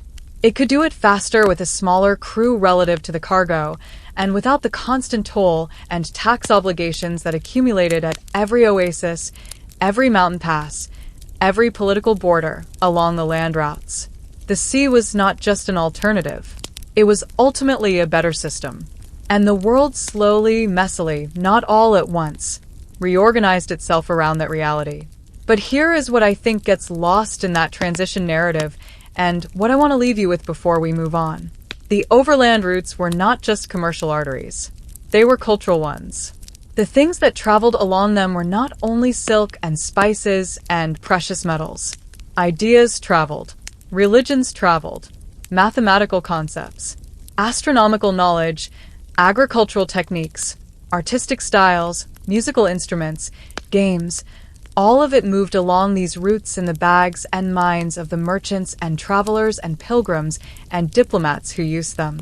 Buddhism spread from India into Central Asia and China in significant part along trade routes. Islam spread westward and eastward through merchant communities who carried their faith with them as naturally as they carried their goods. The paper that eventually transformed European intellectual life came from China through the Arab world through exactly the networks we've been talking about. The numerals you use every day, the ones that make mathematics actually manageable, are called Arabic numerals for a reason. And they traveled to Europe through the same commercial corridors. The Silk Road, in other words, was never really about silk. It was about what happens when human beings driven by the very ordinary desire to trade to profit to see what is on the other side of the next mountain range create connections between worlds that were previously separate. And those connections once made do not simply carry goods. They carry everything that makes us human, which brings us naturally to the water. Because if the overland routes were one thread in this vast tapestry, the sea routes were another, and in many ways the more powerful one. Specifically, there is one body of water, one system of routes that shaped medieval civilization more profoundly than almost any other, and that almost nobody in the West thinks about when they think about medieval trade. It is not the Mediterranean, though we will get there. It is the Indian Ocean, and the world it contained is going to surprise you. Right after everything we just uncovered about the overland routes, the relay systems, the Sogdian merchants, the mythologized roads that were never really roads at all. I want to take you somewhere that most Western history classes never go, not west, not toward the Mediterranean, which gets more than its fair share of historical attention. East and south into a body of water that for centuries was the true center of the medieval world's commercial gravity. A place where the trade was older, the networks were denser, and the civilizational exchange was arguably richer than anything happening on the overland routes. We have been discussing the Indian Ocean. And here is the thing that genuinely bothers me about how we teach history. The Indian Ocean trade system is not a footnote. It is not a regional curiosity. At its height, which was centuries before Columbus ever set foot on a ship, it connected East Africa, the Arabian Peninsula, Persia, India, Southeast Asia, and China into a single functioning economic world. A world that moved more goods, involved more people, and generated more cultural exchange than the Silk Road routes ever did. And yet, most people in the West have never heard a single story from it. I want to change that tonight because this story deserves to be told, and the people who built it deserve to be remembered. Start with the geography, because in the Indian Ocean, geography is everything. Unlike the Mediterranean, a relatively enclosed sea with predictable, if temperamental, weather, the Indian Ocean operates on a planetary scale of seasonal wind reversal that makes it in some ways the most naturally navigable large body of water on Earth for pre-modern sailors. We touched on the monsoon system briefly in an earlier section, but I want to go deeper here because the Indian Ocean monsoon is not just a weather pattern. It is the architectural foundation on which an entire civilization of trade was built. From roughly April through September, the southwest monsoon drives warm, moisture-laden winds across the ocean from Africa toward India and beyond. Ships riding these winds could cover the distance from the coast of East Africa to the western shores of India, roughly 2,000 miles of open ocean, in 3 to 4 weeks with favorable conditions. Then, when October came and the winds reversed to blow from the northeast, those same ships could ride home again. This meant that the Indian Ocean was not a barrier that required extraordinary courage to cross. It was a highway with scheduled service. Twice a year reliably, the winds told you when to go and when to come back. And the maritime communities of the Western Indian Ocean had been reading that schedule and building their lives around it for at least 2,000 years before the medieval period even begins. The Arabic word for this seasonal wind mawsim eventually gave us the English word monsoon. And I think there is something quietly beautiful about the fact that a word describing one of the most important natural forces in human commercial history came to us through the language of the merchants who understood it best. Now, let me introduce you to some of the people who actually built this world. Because the Indian Ocean trade was not built by any single empire or any single culture. It was built collaboratively, competitively, sometimes contentiously, but collaboratively by a remarkable collection of maritime peoples whose names rarely appear in Western history books. The Swahili civilization of the East African coast is perhaps the most underappreciated of these. By the 9th and 10th centuries, a string of trading city-states had developed along the East African coastline from what is now Somalia in the north down through Kenya, Tanzania, and Mozambique. Cities like Mombasa, Malindi, Kilwa, and Sofala were not remote outposts. They were sophisticated urban centers with stone architecture, complex political structures, literate administrations, and deep integration into the Indian Ocean trade network. Killer, in what is now Tanzania, became particularly extraordinary. Arab geographers of the 13th and 14th centuries, including the tireless Ibn Battuta, who visited in the early 14th century, described it as one of the most beautiful cities in the world. He noted its multi-story stone buildings, its thriving market, its ruler's court with elaborate ceremonial protocols, and its position as the dominant commercial entrepot for the gold trade coming north from the interior of southern Africa. That gold mine in what is now Zimbabwe, carried north by inland trade networks to the coast, was one of the primary commodities that made Kilwa rich. It flowed outward from Kilwa into the wider Indian Ocean network, eventually reaching the mints of Arabia and Persia and India, where it became the coinage that made other transactions possible. Here is the connection that I think should genuinely reshape how we think about medieval global economics. The gold that financed parts of the Islamic world's commercial expansion in the medieval period came in significant part from sub-Saharan Africa, moved through Swahili trading cities on the East African coast, sailed across the Indian Ocean on Arab dhows, and entered circulation in markets from Baghdad to Cairo to the ports of Western India. This is not a marginal story. This is a central story, and it has been sitting in the margins of Western historical consciousness for far too long. Let me take you a little further east now, because the Indian Ocean story does not stop at the Arab-African exchange. It extends all the way to one of the most strategically important choke points in medieval world trade, the Strait of Malacca. This narrow passage of water between the Malay Peninsula and the island of Sumatra is barely 50 miles wide at its narrowest point. And yet through that slim corridor passed essentially all of the maritime trade between the Indian Ocean, World Arabia, India, East Africa, Persia, and the Pacific world of China, Japan, and the islands of Southeast Asia. Control of the Strait of Malacca was in the medieval period roughly equivalent to controlling the internet in our own time. Whoever sat at that choke point sat at the intersection of the world's most important information and commodity flows. The kingdom that understood this most brilliantly was Shivagaya, a maritime empire based on the island of Sumatra that dominated the strait from roughly the 7th century through the 13th. And Srivagaya's method of dominance is worth examining carefully because it was neither purely military nor purely commercial. It was both woven together in a way that made the kingdom almost impossible to dislodge. Srivagaya did not simply control the strait by force. It made the strait attractive. It offered favorable trading conditions to merchants who used its ports. It provided warehousing pilots for difficult coastal navigation translators for the multilingual commercial environment and political stability that made complex multi-party transactions possible.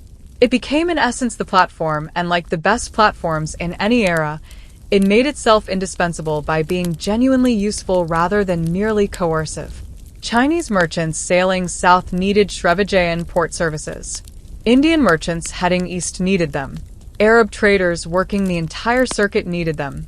The kingdom grew fabulously wealthy not primarily by seizing other people's goods, but by making itself the essential infrastructure of everyone's commerce. There is a lesson in that which I find quietly profound. The most durable forms of commercial power in history have rarely been built on pure extraction. They have been built on providing something that people genuinely need and would miss if it disappeared. Here is something I want you to think about for a moment. We often talk about cultural exchange as though it is a planned thing, as though civilizations decided at some point to share their ideas and technologies with each other. But the actual mechanism by which most cultural exchange happens in history is far more accidental and far more human than that. It happens in port cities. It happens in markets. It happens when a Chinese merchant spends 3 months waiting for the monsoon to reverse in a Swahili trading city and has nothing to do but talk to people, eat unfamiliar food, listen to music he's never heard, and observe how a completely different society organizes itself. It happens when an Arab trader ship is repaired by an Indian carpenter using techniques the Arab has never seen. When a Malay merchant learns accounting methods from a Persian colleague. When a sailor from Gujarat teaches a sailor from Madagascar how to read a particular coastal current. The Indian Ocean Trade Network was one of the great engines of cultural diffusion in human history. Not because anyone planned it that way, but because putting millions of people from different civilizations into sustained commercial contact with each other over centuries inevitably produces exchange that goes far beyond the goods being traded. Islam spread to Southeast Asia primarily through merchant contact, not conquest. The Malay language became the lingua franca of the Eastern Indian Ocean trade routes, a language of commerce that allowed speakers of dozens of mutually unintelligible native languages to communicate in the market. Indian mathematical and astronomical knowledge spread westward through Arab merchants who encountered it in Indian ports and recognized its practical value for navigation and commerce. None of these things were policy decisions. They were the organic byproducts of people doing business with each other across difference. There is a document I want to tell you about that I think captures the scale and sophistication of this world more vividly than any overview could. In the early 15th century, just slightly outside our strict medieval period, but close enough to illuminate everything we have been discussing, the Chinese Emperor Yonggul commissioned a series of enormous naval expeditions under the command of an admiral named Zhang. Xianha's fleet was by any measure the largest assembled collection of ships in history up to that point. His largest vessels, the so-called treasure ships, were reportedly over 400 feet long. To put that in perspective, Columbus's Santa Maria was roughly 60 feet long. Zheng's flagship was approximately 7 times that size. The fleet visited over 30 countries across Southeast Asia, South Asia, the Persian Gulf, and East Africa. It did not conquer. It did not colonize. It presented gifts, collected tribute, established diplomatic relationships, and demonstrated with breathtaking clarity that the Chinese imperial state was fully aware of and engaged with the Indian Ocean world. And here is the detail that hits me hardest every time. But when Genghis' fleet arrived at Melandi on the East African coast in 1415, the local ruler sent back to the Chinese court as a diplomatic gift a giraffe. A giraffe traveling by ship from East Africa to China in the 15th century. The Chinese court was astonished. They had never seen such an animal. Court painters recorded it in careful detail. Scholars debated its significance. It became briefly a sensation. But what I find most extraordinary about that moment is not the giraffe itself. It is what the giraffe represents. It represents a world that was already so connected, so practiced in long-distance exchange, so accustomed to the movement of goods and animals and people across enormous distances that sending a living exotic animal as a diplomatic gift across the Indian Ocean seemed to the people involved like a perfectly reasonable thing to do. This was not the beginning of globalization. It was already deep into it, which brings me back to the question that hovers over this entire section of our story. If the Indian Ocean trade system was this vast, this sophisticated, this central to the medieval world's economic life, why does the Western historical tradition know so little about it? Part of the answer is simply about whose archives survived and whose did not. The documentary record of the Indian Ocean trade exists primarily in Arabic, Persian, Chinese, Tamil, and Swahili languages that Western historians for most of the past 2 centuries were not primarily trained to read. Part of it is about the particular story that European civilization told itself about the age of exploration. A story in which Vasco da Gama rounding the Cape of Good Hope in 1498 and arriving in the Indian Ocean represented a kind of discovery, a heroic opening of a new world. But the Indian Ocean was not a new world when Dama arrived. It was an old world, an ancient, densely worked, commercially sophisticated world that had been running for centuries without European participation. Da Gama did not open the Indian Ocean.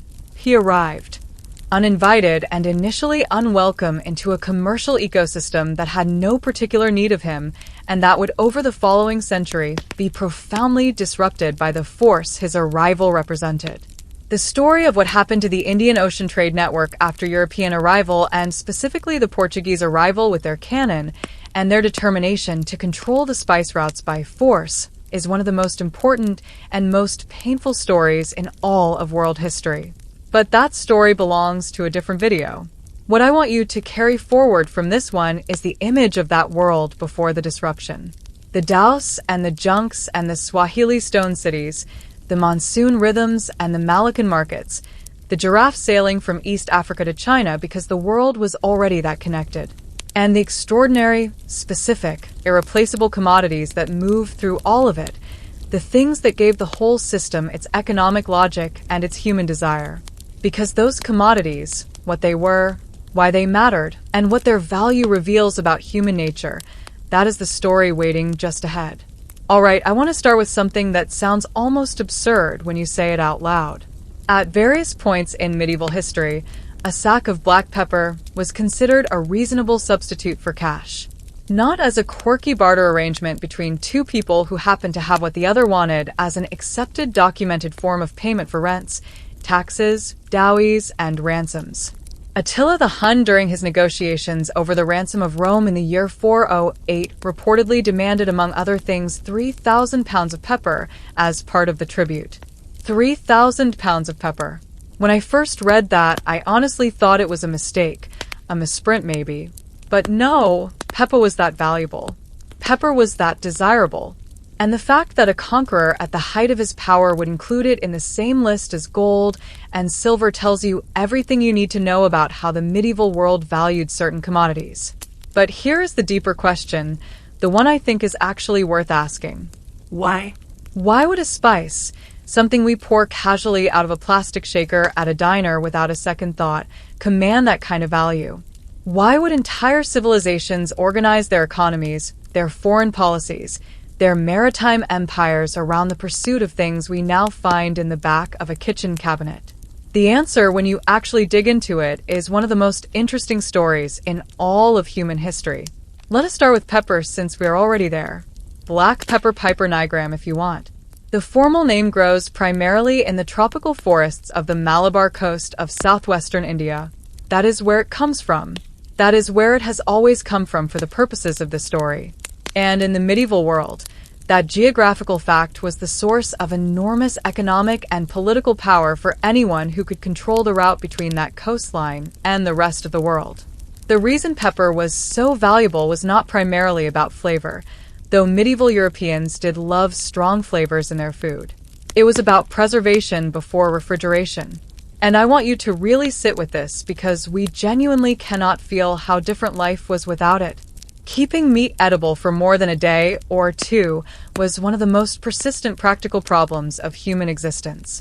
Salting helped. Smoking helped, and certain spices, pepper among them, had genuine antimicrobial properties that helped slow the process of spoilage. Beyond the practical, there was the medical dimension. Medieval European medicine, heavily influenced by ancient Greek theories about the balance of bodily humors, considered pepper a warming spice with genuine therapeutic value. Physicians prescribed it. Apothecaries sold it. It appeared in medical recipes across the entire medieval period, from monastery herbaria in Ireland to the medical schools of Solano and Melior. So you had a commodity that was practically useful, medically valued, culinarily desirable, geographically rare, and available only through a long and expensive supply chain that passed through multiple hands across multiple continents. Of course, it was expensive. The remarkable thing, honestly, is that it was not even more expensive than it was. Now, let me move from pepper to something that operated on an entirely different level of economic consequence. Something whose story is, in my view, one of the most dramatic cautionary tales in all of economic history. Silk. Chinese silk had been flowing westward along various routes for centuries before the medieval period begins. And from almost the very beginning of that flow, it created a problem that the Roman Empire was almost uniquely poorly equipped to handle. Romans loved silk, not in a mild, appreciative way, in an almost desperate, compulsive way that their own writers found slightly embarrassing to document.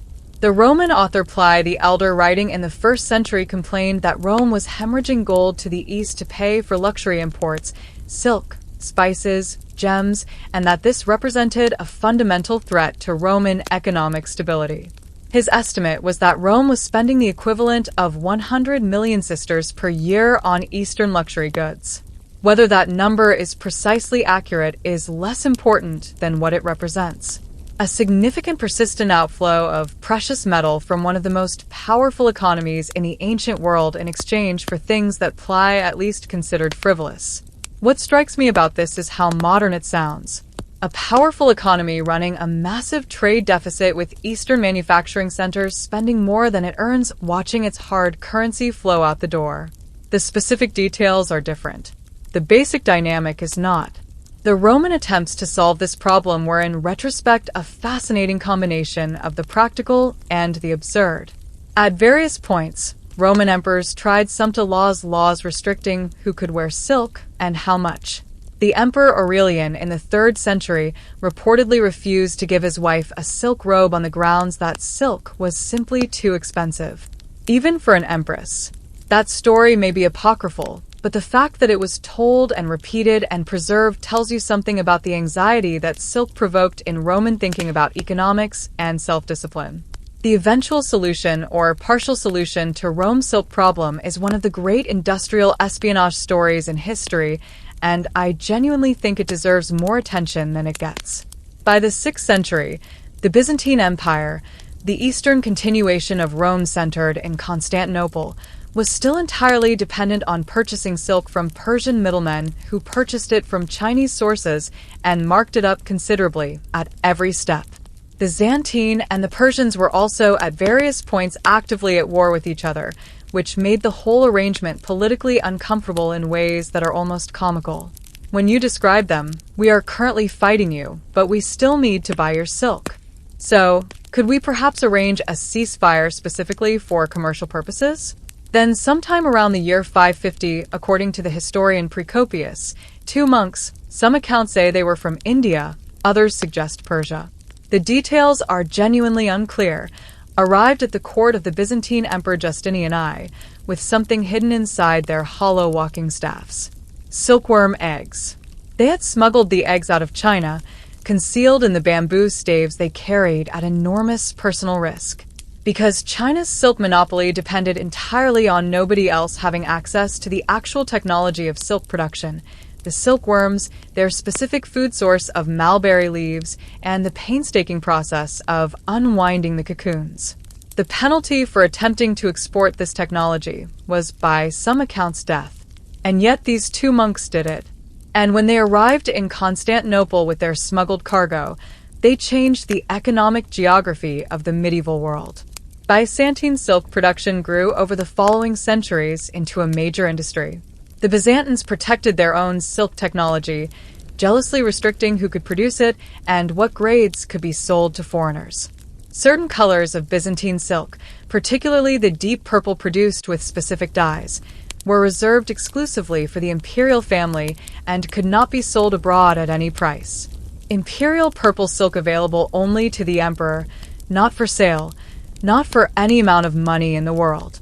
That is how you turn a textile into a symbol of absolute power. Here is a question worth pausing on for a moment. Think about the last time you bought something because of what it meant, not just what it did. A piece of clothing, maybe a car, a watch. Something where the function was almost secondary to the signal it sent about who you were and what you had achieved. That human impulse, the desire to acquire things that communicate status, that mark you as belonging to a certain category of person is not new. It is not a product of modern consumer capitalism. It is as old as civilization itself, and the medieval luxury trade was built almost entirely on it. This is why gold worked so differently from other commodities in the medieval economy. Gold was useful in the way that precious metals are useful as a medium of exchange, a store of value, a way of denominating prices across different currencies and different systems. But in the medieval world, gold also carried a spiritual and symbolic weight that went far beyond its economic function. Gold was the color of divinity. The halos in Byzantine religious art were gold. The altar vessels in medieval churches were gold or gold-plated. The crowns of kings were gold. The illuminated manuscripts that monks spent their lives creating used gold leaf to give the sacred texts an almost physical luminosity on the page. When medieval West African kingdoms like the Ghana Empire and later the Mali Empire entered the global trade network as major suppliers of gold, and they were major suppliers producing a significant portion of the gold that circulated through the medieval Mediterranean economy. They were not just plugging into a commodity market. They were supplying something that touched almost every dimension of medieval European and Islamic cultural life. The gold that came up across the Sahara from the mines of West Africa through the trading cities of the Maghreb into the mints of North Africa and Europe. That gold ended up in churches, in royal treasuries, in the coins that merchants used to settle accounts in the markets of Venice and Cairo and Baghdad. The medieval world was more connected than it knew. Or perhaps it knew, and we are the ones who forgot. There is one more commodity I want to spend time on, and it is one that almost never gets discussed in the same breath as silk and spices, even though its economic and cultural impact was arguably just as significant. Dye, specifically, certain extraordinarily rare and expensive dyes that gave medieval textiles their most prized colors. The purple I mentioned in connection with Byzantine silk came primarily from a sea snail called the murex harvested along the eastern Mediterranean coastline. Producing 1 g of true Tyrian purple dye required thousands of these snails. Some estimates say as many as 9,000 snails per gram, and a production process that was by all surviving accounts spectacularly unpleasant in terms of smell. The snails were crushed. Their glands were extracted. The material was left to ferment. The resulting dye after this deeply unappealing process produced a color of extraordinary richness and permanence that no other method could replicate. And because it was so difficult to produce, so labor-intensive, so reliant on a specific biological source in a specific geographic location, it remained expensive enough that only the very highest levels of society could afford it, which is exactly what made it valuable as a status marker, and which is exactly why emperors reserved it exclusively for themselves. Crimson red came from a different source. Caras, a scale insect harvested from oak trees across the Mediterranean region. Producing enough Caries dye for a single bolt of deep red cloth required. Gathering hundreds of thousands of the tiny insects by hand. Blue. Specifically, the deep saturated indigo blue that appears in medieval textiles from Europe to Asia came primarily from the indigo plant cultivated in India and traded westward at considerable expense. Every color on a richly dyed medieval textile represented a supply chain, represented labor, represented the accumulated geographical knowledge of which plants and animals in which parts of the world could produce which effects on cloth, and represented ultimately the willingness of human beings to go to extraordinary lengths to sail dangerous seas, to cross hostile deserts, to engage in the endless complicated work of longue distance commerce in pursuit of beauty.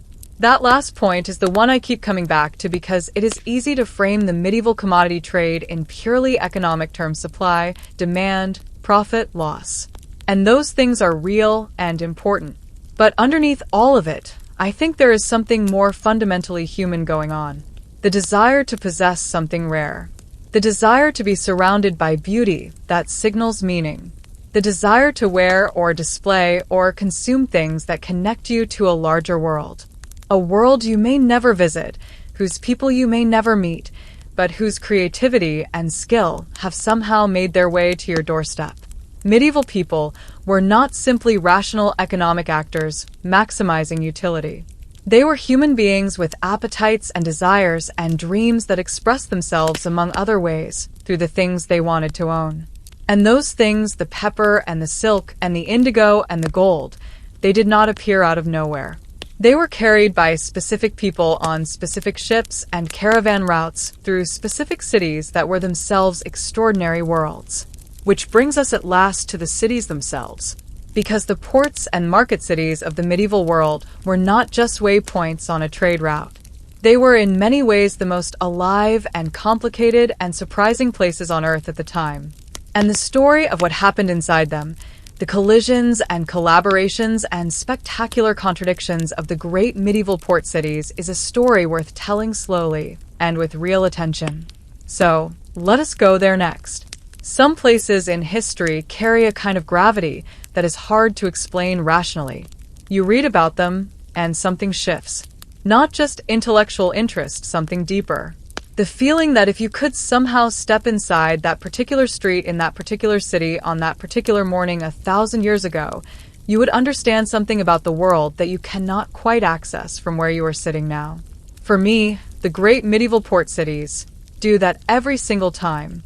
Not the capitals, not the royal courts with their formal ceremonies and carefully recorded histories, the ports, the waterfronts, the places where the ship came in at dawn, and the entire city rearranged itself around what it was carrying.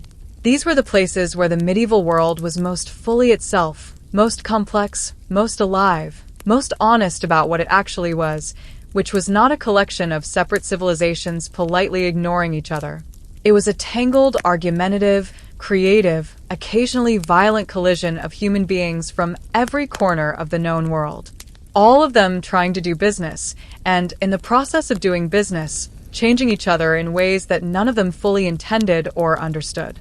I want to take you inside a few of these cities tonight, not as a tourist, as a witness. Start with Constantinople, because if you had to pick one city, just one that functioned as the beating heart of medieval global commerce for the longest stretch of time, Constantinople would be a very serious candidate. Founded by the Emperor Constantine I in the year 330 on the site of the older Greek city of Byzantium, Constantinople occupied one of the most strategically extraordinary pieces of real estate in the entire world. It sat at the junction of Europe and Asia, controlling the narrow strait of the Bosphorus, through which all sea traffic between the Black Sea and the Mediterranean had to pass. Every ship carrying grain from the Ukrainian steppes, every vessel loaded with furs and amber from the Baltic, every boat moving silk and spices toward the Western markets. All of it had to go through or around Constantinople. The city understood this about itself. It was not modest about its position. At its height in the 10th and 11th centuries, Constantinople was home to somewhere between 300,000 and 500,000 people, making it by far the largest city in the Christian world and one of the largest cities on Earth at the time. For comparison, London in the year 1000 probably had around 15,000 people. Paris perhaps 20,000. Constantinople had 30 times that, maybe more. And it showed the city had running water through an aqueduct system. It had public baths. It had a hippodromium for public entertainment, seating tens of thousands of spectators. It had markets so specialized that different streets were dedicated to different trades. One street for silk merchants, another for jewelers, another for spice traders, each operating under their own guild regulations and their own negotiated relationship with the imperial government. The Book of the Epoch, a remarkable document from the early 10th century that essentially serves as a regulatory handbook for Constantinople's commercial guilds, gives us an extraordinary window into how this worked in practice. It describes in meticulous detail the rules governing each trade. Silk merchants could not purchase more than a certain quantity from any single foreign supplier. Certain goods could only be sold within designated areas, foreigners, and there were many from many places operated under specific legal arrangements that define their rights and their limitations in the city. What strikes me about this document is not the rules themselves, but what they reveal about the scale and complexity of the commercial world they were designed to manage. You do not write a detailed regulatory handbook unless you have a commercial ecosystem complicated enough to require one. But Constantinople, for all its magnificence, was in a certain sense a city that managed trade. It sat at a choke point and collected tolls and set rules. The cities I find most interesting are the ones that were built almost entirely by trade rather than simply on trade. Cities that had no particular natural advantage except their position in the network and that rose to extraordinary wealth and sophistication on the basis of commercial intelligence, financial innovation, and sheer mercantile ambition. Venice is the most famous example, and deservedly so. But let me tell you about the Venice that most people do not know. Not the Venice of gondolas and carnival masks and romantic tourist cliches, but the Venice of the 10th and 11th centuries, when it was still finding its way toward the commercial empire it would eventually become. Venice, in this period, was a genuinely strange place. It had no agricultural hinterland to speak of. You cannot farm a lagoon. It had no mines, no forests of timber, no natural resources beyond fish and salt. What it had was water boats and a community of people who had understood very early that the sea was not a barrier, but a road. The Venetians developed what might be called a commercial culture in the deepest possible sense. Not just a city that did commerce, but a city whose entire identity, whose social values, whose political structures were organized around the idea that trade was not merely an economic activity, but a civic virtue. The merchant was not a figure of mild social suspicion, as in many other medieval European contexts. In Venice, the merchant was the hero of the story. This produced some extraordinary innovations. The Venetian system of state-organized trading convoys, the Muta system, which organized merchant galleys into coordinated fleets that traveled together under naval protection on fixed schedules to fixed destinations, was essentially a public-private partnership in international trade centuries before that phrase existed. The state provided the ships, the naval escort, and the diplomatic relationships with foreign ports. The merchants provided the goods and the commercial expertise. The profits were shared according to carefully negotiated arrangements. The risk was distributed across the entire community rather than falling on any single individual. It was in retrospect a genuinely brilliant system, and it is one of the reasons Venice punched so far above its weight. A city without natural resources built on wooden stakes driven into a muddy lagoon becoming one of the wealthiest and most powerful trading states in the medieval world. Now, let us cross to a different world entirely. Because while Venice and Constantinople were reshaping the commercial geography of the Mediterranean on the other side of the Indian Ocean in a port city that most Western history books barely mention, something equally extraordinary was happening in Calicut on the southwestern coast of India in what is now the state of Kerala. In the 12th, 13th, and 14th centuries, Calicut was arguably the most important spice trading port in the world. The pepper and cardamom and ginger that grew in the forests of the western Ghats behind the city funneled through Calicut's harbor onto ships bound for Arabia, East Africa, Persia, and eventually through a chain of intermediaries into the markets of Europe. The rulers of Calicut, who carried the title of Zamarin, meaning Lord of the Sea, understood their position with considerable sophistication. They maintained a deliberate policy of commercial openness. Foreign merchants were welcomed, protected, given designated areas to live and trade, and offered a legal framework that, by contemporary accounts, was remarkably fair and consistently enforced. The Arab geographer Ibn Battuta visited Calicut in the 14th century and described it as one of the great ports of the world, noting the extraordinary diversity of merchants he encountered there. Arab, Persian, Chinese, Malay, and local Indian merchants all operating simultaneously in the same commercial space. What he was describing, without quite using these words, was a functioning multicultural commercial ecosystem. One where the differences in language, religion, dietary practice, and cultural custom that might have created constant friction were instead managed through long practice, through legal custom, through the simple shared interest of everyone present in keeping the market functioning smoothly into something that mostly worked. I say mostly because it was not perfect. Disputes happened. Cultural misunderstandings escalated occasionally into something worse. The history of medieval port cities is not a story of frictionless multicultural harmony. It is a story of people with real differences navigating those differences under the pressure of commerce with mixed and variable results. But the fact that it worked at all that a Chinese merchant and an Arab merchant and a local Kerala trader could conduct complex multi-party transactions in a shared commercial space in the 14th century is something that I think deserves more credit than it typically receives. Let me ask you something directly here. When you think about diversity, the experience of different cultures, different languages, different ways of organizing life, all coexisting in a single place, do you think of that as a modern phenomenon, something that globalization created or that recent history brought into existence? Because the evidence from the medieval port city suggests something more complicated, and I would argue more hopeful than that. Human beings have been navigating cultural difference in the context of shared commercial interest for a very, very long time. And while that navigation has never been simple or clean, the fact that these cities existed and thrived and generated some of the most creative and sophisticated cultures in medieval history suggests that diversity and commerce have a relationship that is older and more robust than we often assume. One more city, because I cannot leave this section without talking about Quanzhou. In the 13th and early 14th centuries, the Chinese port city of Quanzhou, known to Arab traders as Zaytun, was quite possibly the largest port in the world by trading volume. Marco Polo, who visited it in the late 13th century, described it as one of the two greatest commercial ports he had ever seen, ranking it alongside Alexandria in terms of the quantity and value of goods passing through.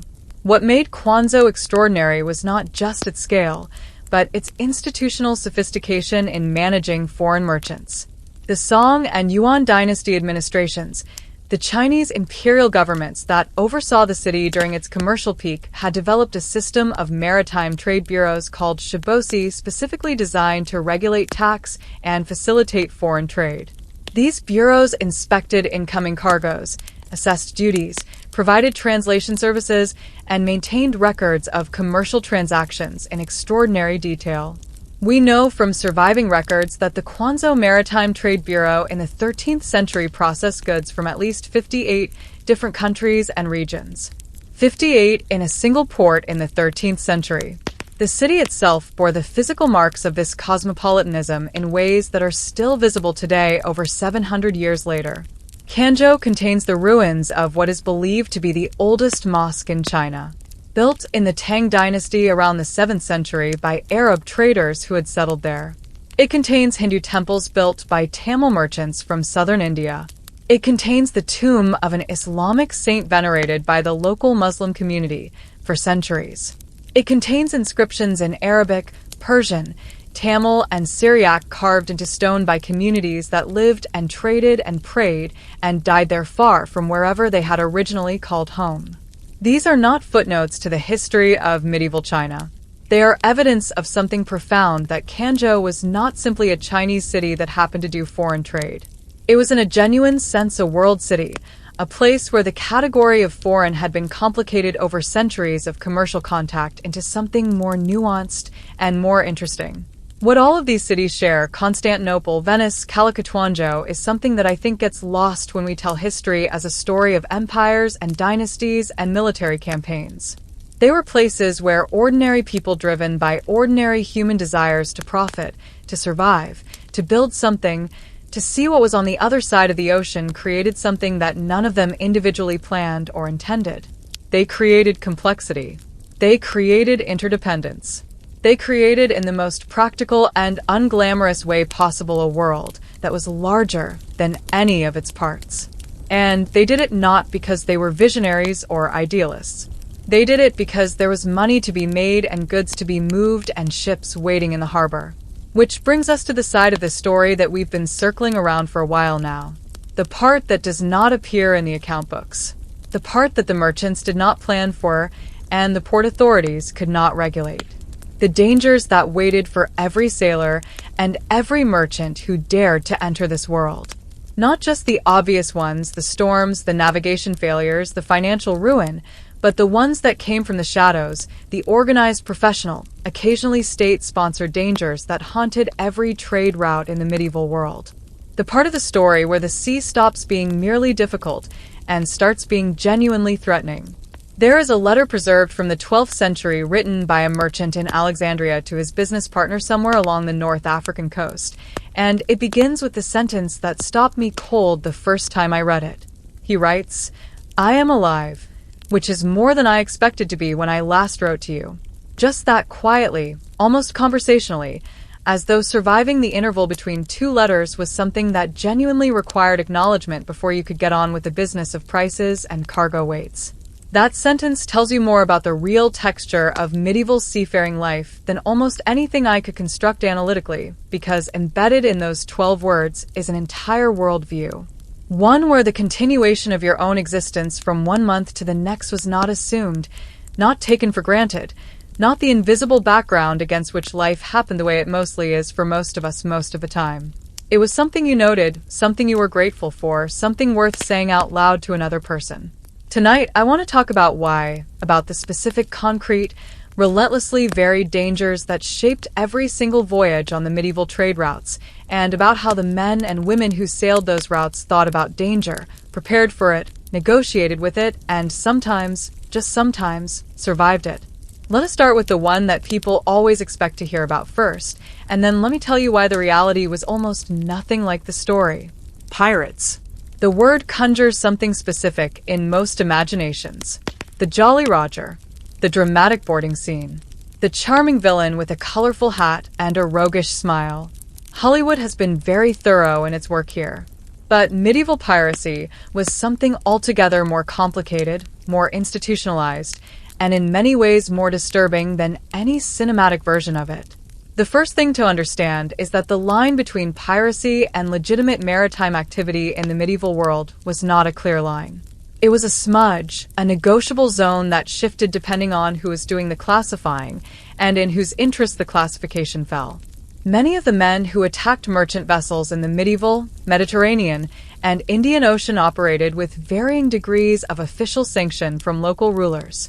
They were not outlaws in the clean sense of being entirely outside the law. They existed in a gray area where their activities were tolerated, taxed, and occasionally encouraged by political authorities who benefited from the disruption of rival trade routes. The Cilician pirates of the ancient Mediterranean had operated this way for centuries before the medieval period began. But the pattern persisted. In the medieval Adriatic, certain coastal communities in what is now Croatia and Montenegro developed what might diplomatically be called a mixed economy, part fishing, part coastal trade, part opportunistic seizure of passing merchant vessels. When conditions were favorable and the risk of retaliation was low, the Narentine, a Slavic tribal confederation controlling a stretch of the Adriatic coast in the 9th and 10th centuries, were notorious enough that the Venetians, who had every practical reason in the world to keep the Adriatic safe for their commercial traffic, negotiated multiple formal treaties with them, specifically to curb their attacks on Venetian shipping. Treaties with pirates because the Narentine were not simply criminals to be suppressed. They were a political force to be managed. That distinction between the pirate as outlaw and the pirate as political actor is one that I think fundamentally changes how we understand the dangers of the medieval sea. You are not simply trying to avoid random criminals. You were navigating a landscape of competing political interests, some of which express themselves through armed seizure of cargo, and some of which could be negotiated with if you knew the right people and had the right arrangements in place. In the Indian Ocean, the dynamics of maritime predation were different again, and equally interesting. The western coast of India, the Persian Gulf, and the Red Sea approaches all had their own distinct traditions of what we might loosely call maritime raiding. And here, even more than in the Mediterranean, the boundary between piracy and legitimate commerce was blurry in ways that made the distinction almost philosophically interesting. Certain merchant communities in the medieval Indian Ocean effectively functioned as both traders and raiders, depending on the circumstances.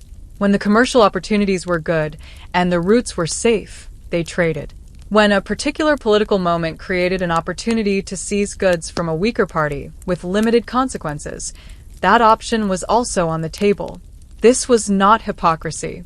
It was pragmatism of a very particular kind operating in a world where the modern concept of international law simply did not exist, where the protection of your goods depended entirely on your own strength or the strength of your political relationships, and where the state, in the sense of an entity that held a monopoly on the legitimate use of force over a defined territory, was for most of the ocean simply absent.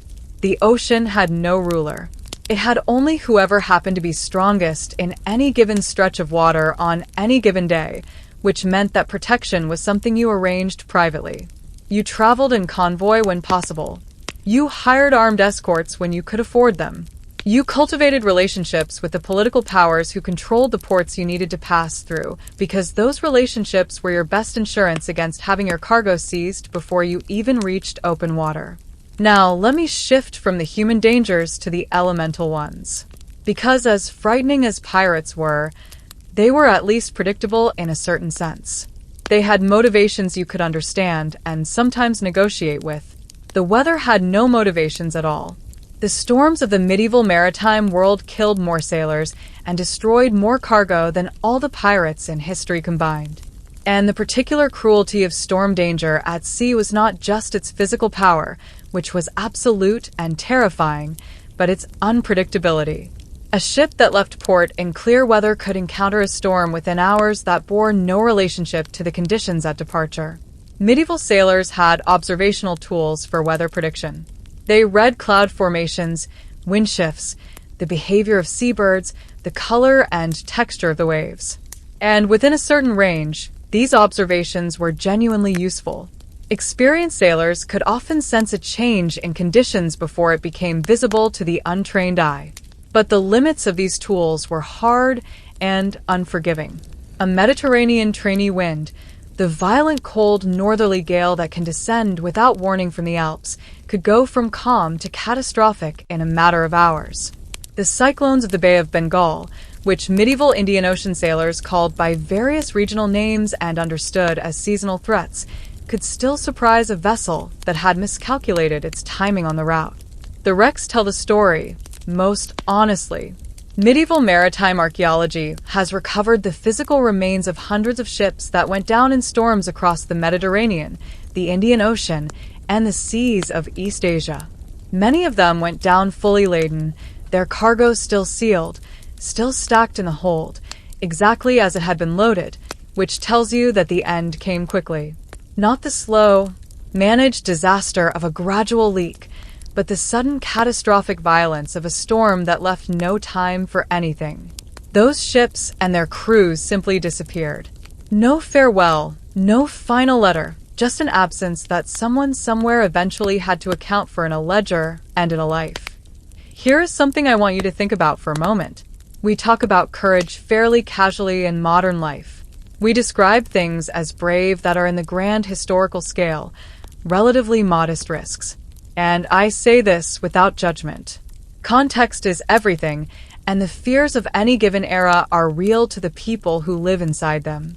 But when I read the accounts of medieval sailors, when I try to actually inhabit the reality of what it meant to board a wooden vessel and commit yourself to months at sea in conditions that killed people routinely, and without warning, I find myself running out of the ordinary vocabulary for courage. What would make you do that? What combination of necessity and ambition, and perhaps a particular kind of fatalism, would lead you to stand on a dock, look at the open water, and say, "Yes, I will go"? I think part of the answer is that the danger over time became normalized in a way that is genuinely hard for us to access. When everyone you know has lost someone to the sea, a father, a brother, a neighbor, a business partner, the sea's capacity to take people becomes not a terrifying exception, but a known condition of existence. You do not stop going because people die. You go carefully. You prepare as well as you can.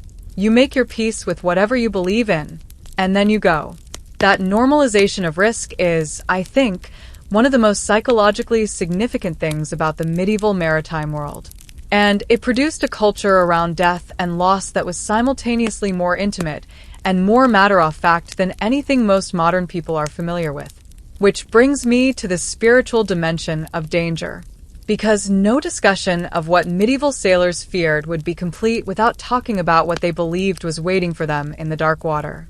Every seafaring culture in the medieval world maintained elaborate cosmologies of the ocean systems of belief about what the sea contained, what forces governed it, what could be done to influence those forces, and what happened to the souls of those who died in it. In the Norse tradition, the ocean was associated with Ran, a goddess who collected the drowned in a net. Sailors who knew they were about to go down in a storm were said to find comfort in the belief that Ran would receive them, which is why North sailors sometimes carried gold when they went to sea to pay their way into her hull. Whether any of them actually believed this in a literal sense, or whether it functioned more as a ritual acknowledgement of the ocean's power, I genuinely cannot say. But the practice existed, the belief existed, and the need it answered the human need to make the worst possible outcome somehow narratable, somehow part of a larger story rather than simply a meaningless ending. That need was absolutely real. In medieval Islamic seafaring traditions, the relationship with ocean danger was filtered through a theological framework that emphasized submission to divine will. The phrase that appears repeatedly in medieval Arabic maritime accounts, Inshallah, meaning if God wills, it was not fatalism in the passive sense. It was a genuine theological position that the outcomes of voyages were ultimately in the hands of God, that prayer and preparation were both required and both insufficient on their own, and that the appropriate response to this uncertainty was not paralysis, but continued action accompanied by trust. The Tamil seafarers of the Bay of Bengal carried devotion to their own protective deities onto every voyage. The ritual worship of Kadal, the sea itself, personified as a deity in certain Dravidian traditions, was practiced in various forms by fishing and trading communities along the southeastern coast of India for centuries. Offerings were made at the water's edge before departure. Prayers were offered at sea. The relationship between the sailor and the ocean was understood as a relationship between a human being and something vastly more powerful, something that deserved acknowledgement, respect, and the maintenance of proper ritual relationship if one hoped to survive the encounter. I find all of this deeply moving, honestly. Not because I think any of these belief systems were literally accurate descriptions of the ocean's nature, but because they all represent the same fundamental human response to the same fundamental human problem. We're small. The world is large and indifferent. And the gap between these two facts needs bridging, not with illusion exactly, but with meaning, with story, with the assertion that our lives and our deaths are part of something larger than random physics. Every sailor who prayed before departure was doing something that all of us do in different ways. They were insisting that they mattered, that their safe return would mean something, that the universe, whatever its nature, was at least capable of being addressed. There is a kind of dignity in that, a very ancient, very human dignity that I think we share with those sailors across every century and every ocean between us and them. And yet, for all the prayers, all the rituals, all the practical seamanship and careful preparation and hard-earned navigational knowledge, people still died. Ships still went down. Cargoes were still lost. Families were still left waiting for someone who would never come home. The medieval trade routes were built on this foundation of accepted loss. Every merchant who invested in a voyage, every sailor who signed on for a crossing, every family member who watched a ship disappear over the horizon. They all understood at some level that the ledger of the medieval sea ran both ways. It could give you everything. It could take everything, sometimes in the same season. And the people who kept going anyway, who sent the next voyage, who signed on for the next crossing, who rebuilt after loss and continued, those people are the engine of everything we've been talking about in this entire story. They are also, in ways I find both sobering and strangely comforting, not entirely unlike us, making their best calculations about risk and reward, choosing to act in the face of uncertainty, finding ways to carry the weight of what they could not control without being crushed by it. But there is one group within this world that carried a very particular kind of weight, a kind of invisibility layered on top of all the ordinary dangers we've been describing. People who were present throughout this entire commercial universe, who contributed to it in ways that were fundamental and often unacknowledged, and whose stories have been the most consistently overlooked of all. We have not talked about them yet, and it is past time that we did. Something has been quietly bothering me for the last several sections of this story, and I think it is time to say it directly. We have been talking about sailors and merchants, about captains and investors, about caravan masters and port officials and navigators and pirates. We have built up this extraordinarily detailed picture of the medieval trade world, its rhythms, its dangers, its human texture, and virtually every person we have named, every role we have described, every story we have told has featured men. Not because I chose it that way, because that is how the historical record presents itself at first glance. The account books were kept by men. The legal documents were written by men. The travel narratives were authored by men. The guild records the maritime laws, the diplomatic correspondence. Men, men, men, with the occasional woman appearing briefly in the margins as someone's wife, someone's widow, someone's dependent. And here is the thing about that pattern that I think is genuinely important to understand. The absence of women from the historical record of medieval trade is not evidence that women were absent from medieval trade. It is evidence of who was doing the writing. Because when you look carefully, when you read between the lines of the documents that do exist, when you examine the archaeological evidence, when you study the legal records that mention women in commercial contexts, even while trying to regulate or restrict them, a very different picture starts to emerge. Women were everywhere in the medieval trade world.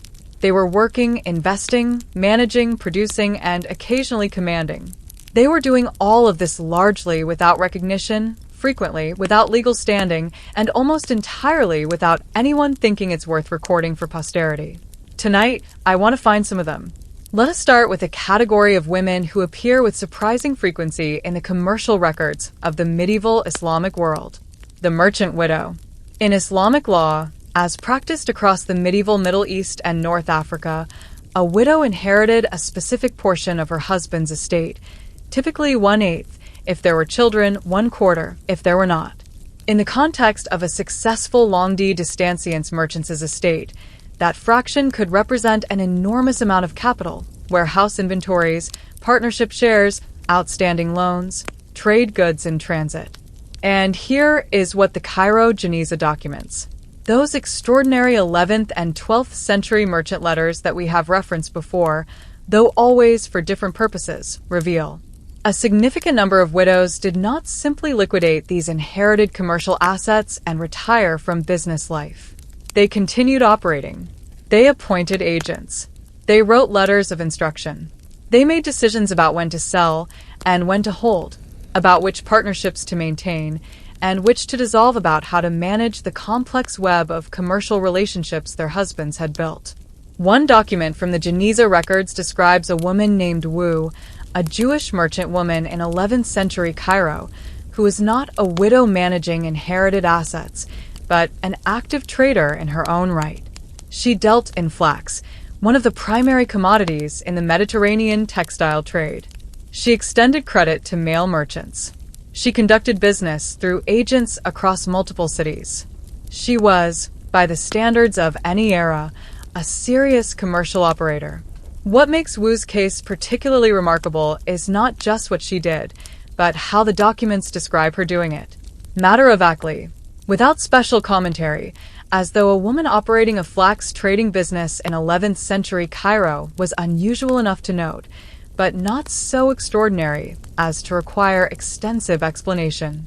That combination, notable enough to appear in the record, not so shocking as to be treated as a scandal, tells me that she was probably not entirely alone.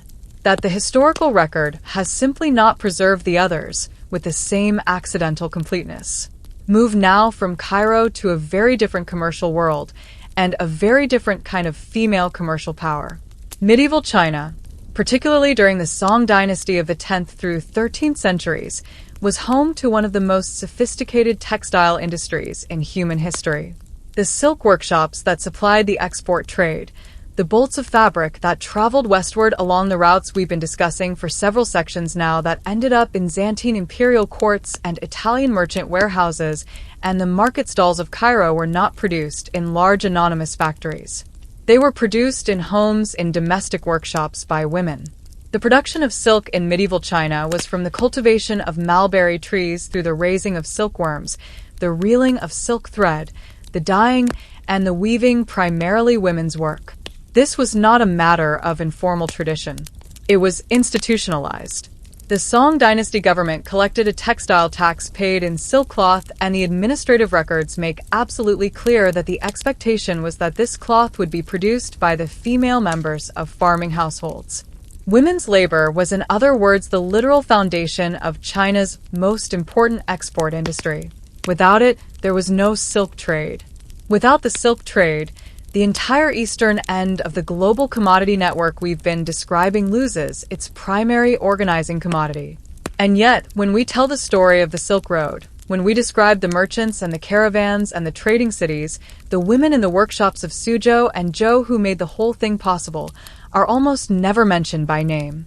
I find that genuinely worth sitting with, not as an accusation against anyone, but as a reminder that the economy of the medieval world, like the economy of every world, ran on forms of labor that the people in power found convenient not to fully account for.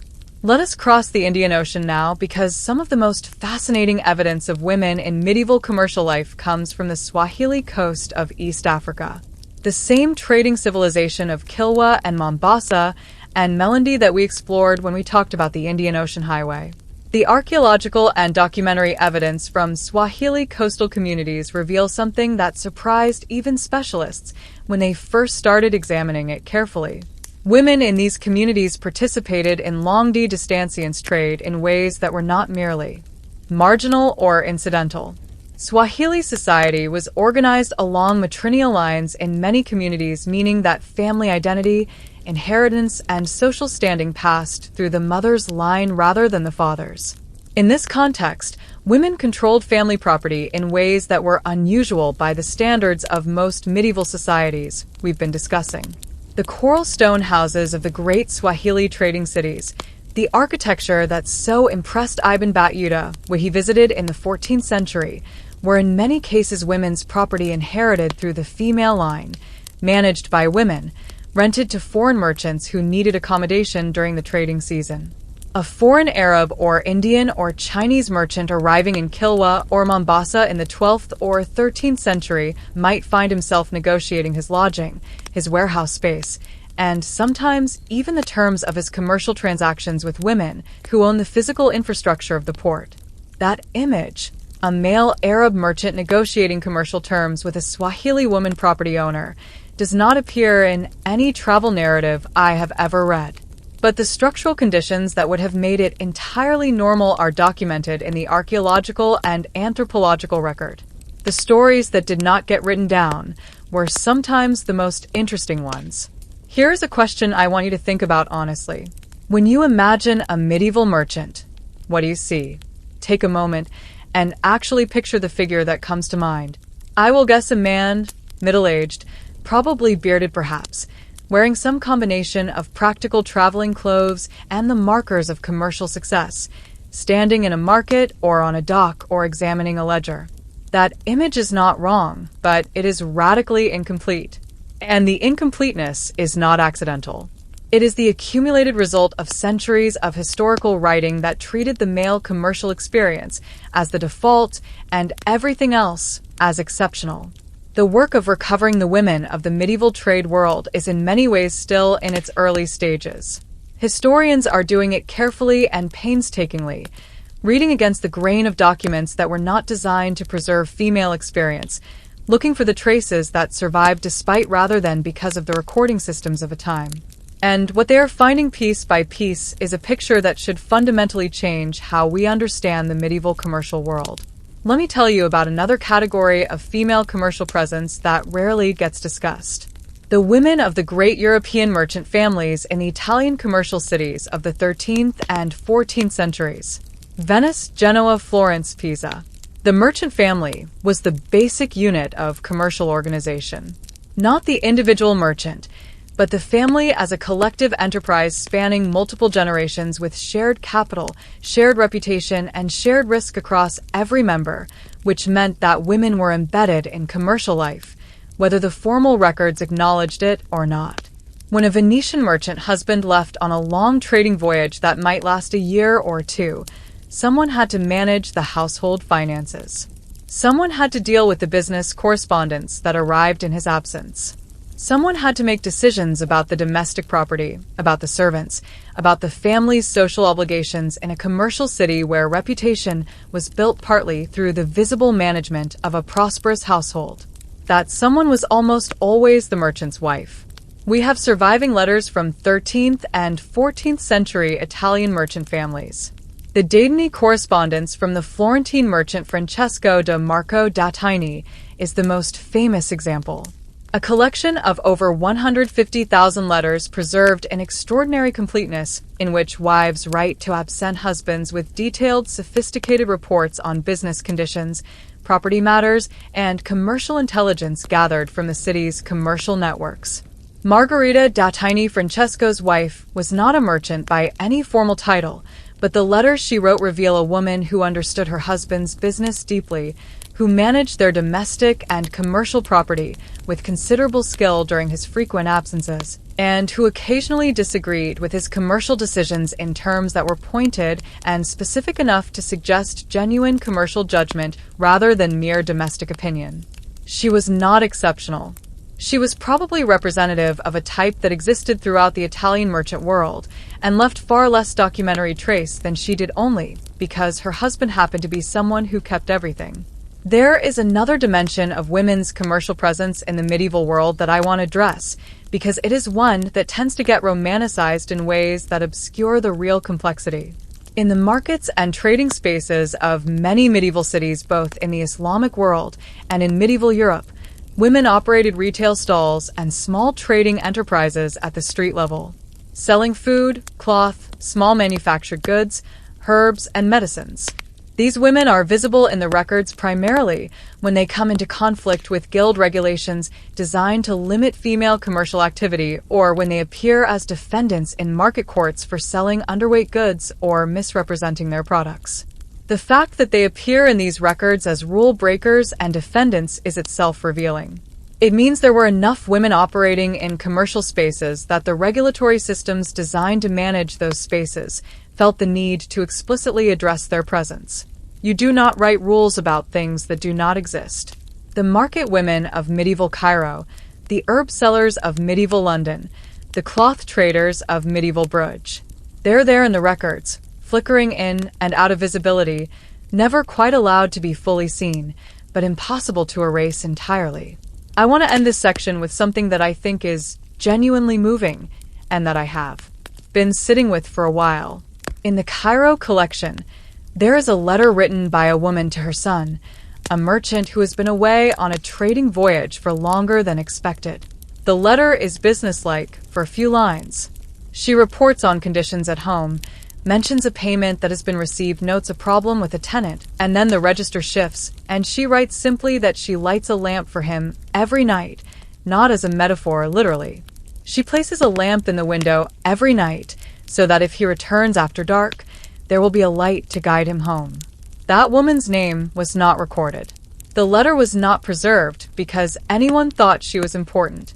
It was preserved because the Geniza preserved everything indiscriminately, because documents containing the name of God were not to be destroyed.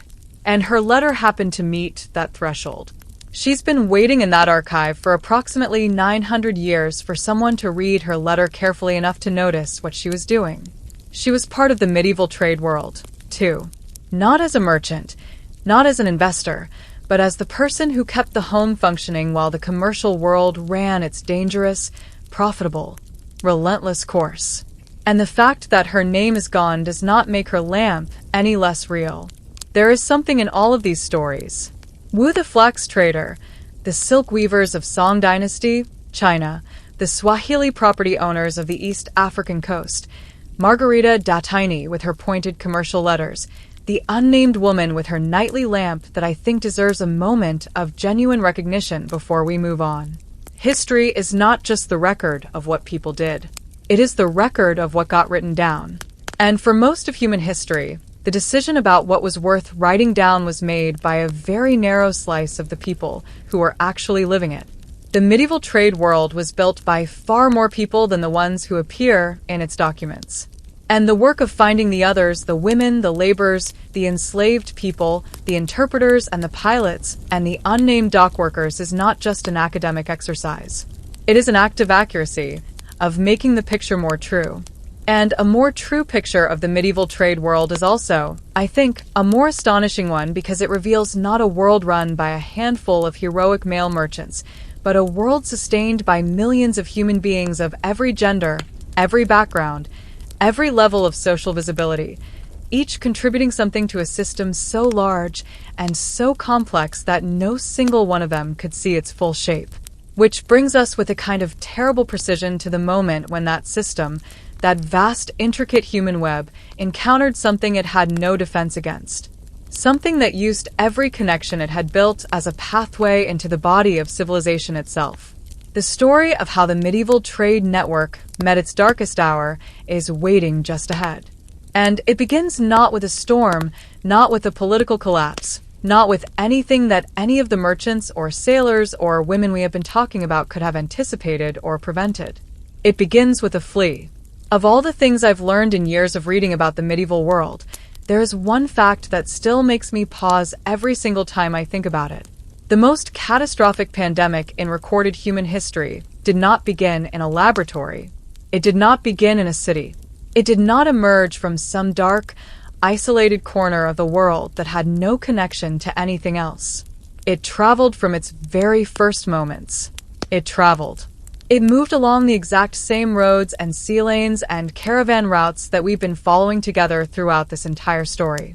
It used the infrastructure of medieval global commerce, the ports, the ships, the merchant networks, the carefully maintained trade corridors that connected China to Central Asia to the Middle East to Europe as its delivery system. The Black Death did not happen despite the connectedness of the medieval world. In a very real, very precise sense, it happened because of it. An understanding that changes everything about how we think about both the plague and the trade network it rode. Let us go back to the beginning. The actual beginning as best as historians and scientists have been able to reconstruct it. The bacterium responsible for the Black Death Unia pestis appears to have originated in the rodent populations of Central Asia, likely in the region of what is now Kyrgyzstan or northwestern China. This is not speculation. Genetic analysis of ancient bacterial remains from medieval burials combined with phylogenetic studies of modern Unia pestis strains has allowed researchers to trace the pathogen's evolutionary history with increasing precision. There is a cluster of graves near Lake Icicle in what is now Kyrgyzstan graves dated to the years 1346 and 1347 by inscriptions on the headstones that show an unusually high mortality rate for those specific years. Some of the headstones carry a phrase that translates roughly as died of the pestilence.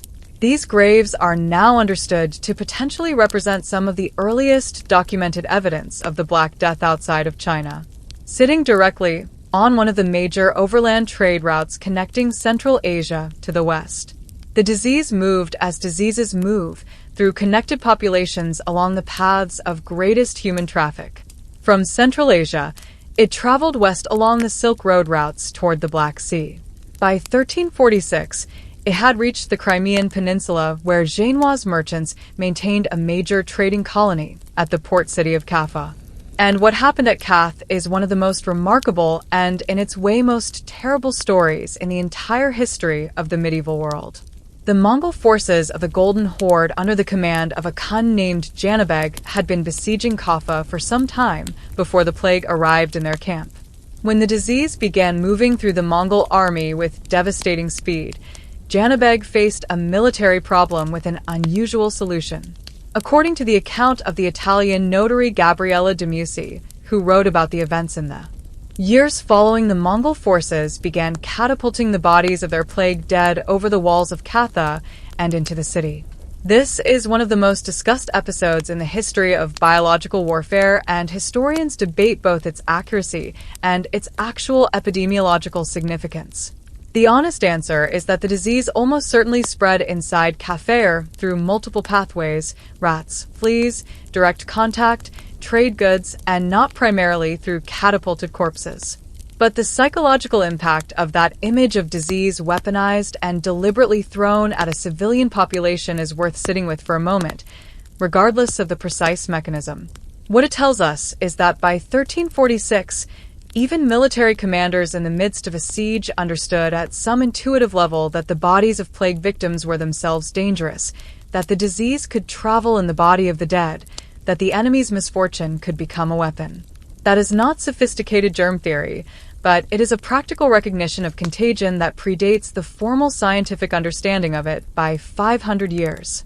The Genoese merchants and sailors who fled Kafir in late 1346 and early 1347 carried the plague with them. This is the moment when the trade network becomes, with heartbreaking efficiency, a disease network.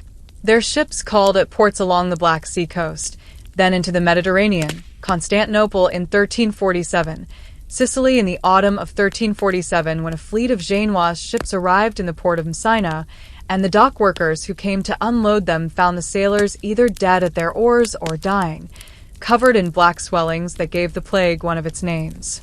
The authorities of Messina, understanding immediately that something terrible had arrived, ordered the ships out of the harbor.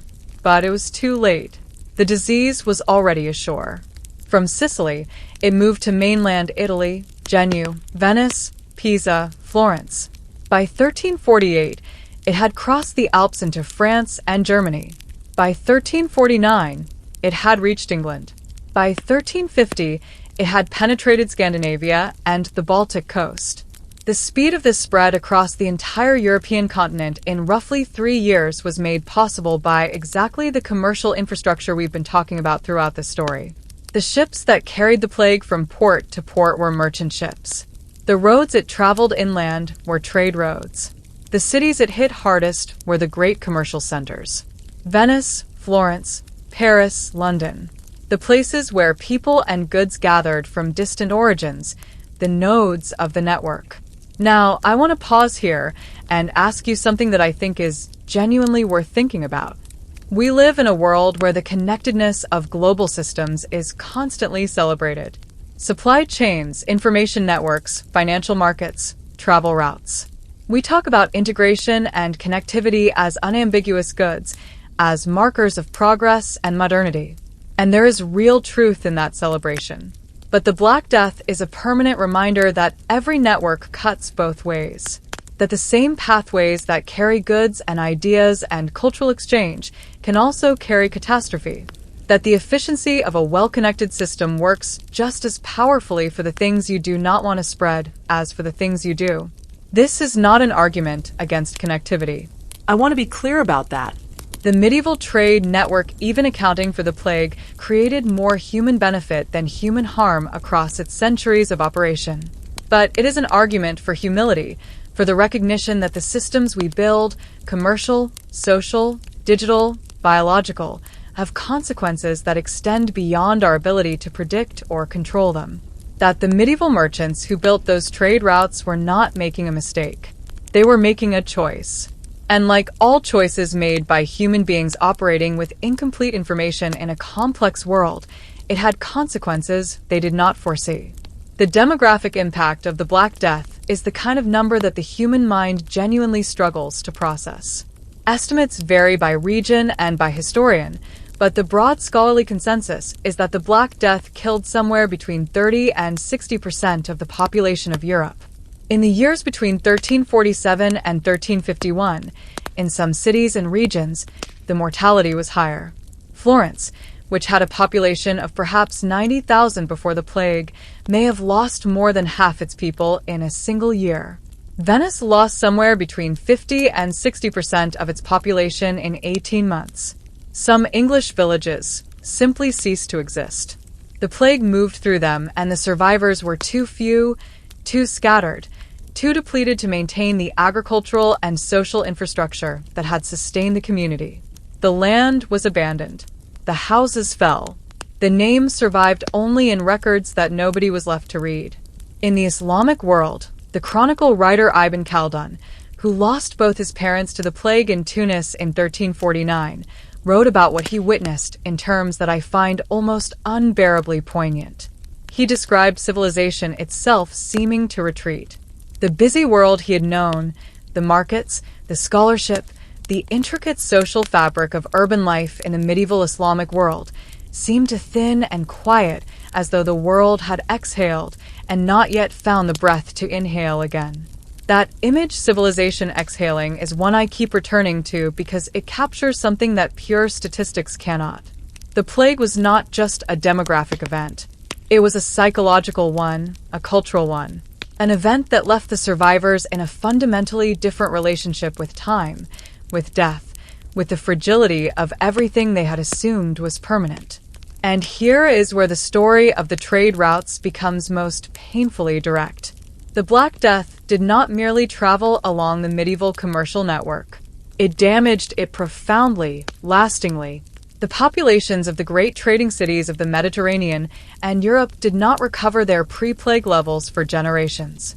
In some cases, it took 150 years or more for population numbers to return to what they had been before 1347, which meant that the labor supply shrank dramatically, which meant that the cost of skilled maritime and commercial labor rose, which meant that entire stretches of the trading system operated at reduced capacity for decades. The Genoese trading colonies in the Black Sea region, which had been among the most commercially dynamic outposts in the entire medieval network, never fully recovered. The disruption to overland trade through Central Asia, combined with the political fragmentation that followed the end of Mongol dominance and the ongoing trauma of the plague, meant that the great overland routes entered a decline from which they would not meaningfully recover. Venice survived. It rebuilt. It adapted with the particular resilience of a commercial culture that had always understood loss as a professional condition. But even Venice was different after the plague. The city that emerged from the 14th century was harder, more cautious, more calculating in its relationship with risk than the Venice that had existed before. Something had changed in the emotional substructure of European commercial culture. A background awareness of catastrophic possibility always present, but previously manageable, had become impossible to ignore. There is a painting, actually many paintings across many different medieval and early Renaissance European traditions, of a figure called Death leading a procession. The Danse Macabre, the dance of death. In these images, death comes for everyone. The Pope, the Emperor, the merchant, the sailor, the beggar. Nobody's exempt. Nobody's status protects them. Nobody's wealth or power or piety earns them special treatment. The Danse Macabre as an artistic tradition exploded in European culture in the decades following the Black Death. And I think it represents something genuinely important about how the plague changed the way people thought.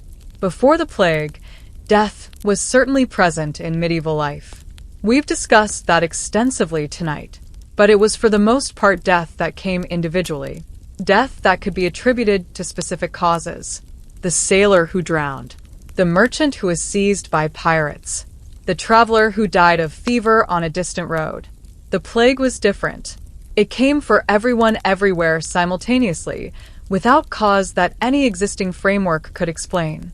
It was not punishment for individual sin. It was not the result of any particular decision or risk that someone had chosen to take. It simply arrived. And the only coherent response that many people could construct was the one the Don's Macab expresses, that in the end we're all equal before the fact of our own mortality, and that the only honest response to that equality is to acknowledge it.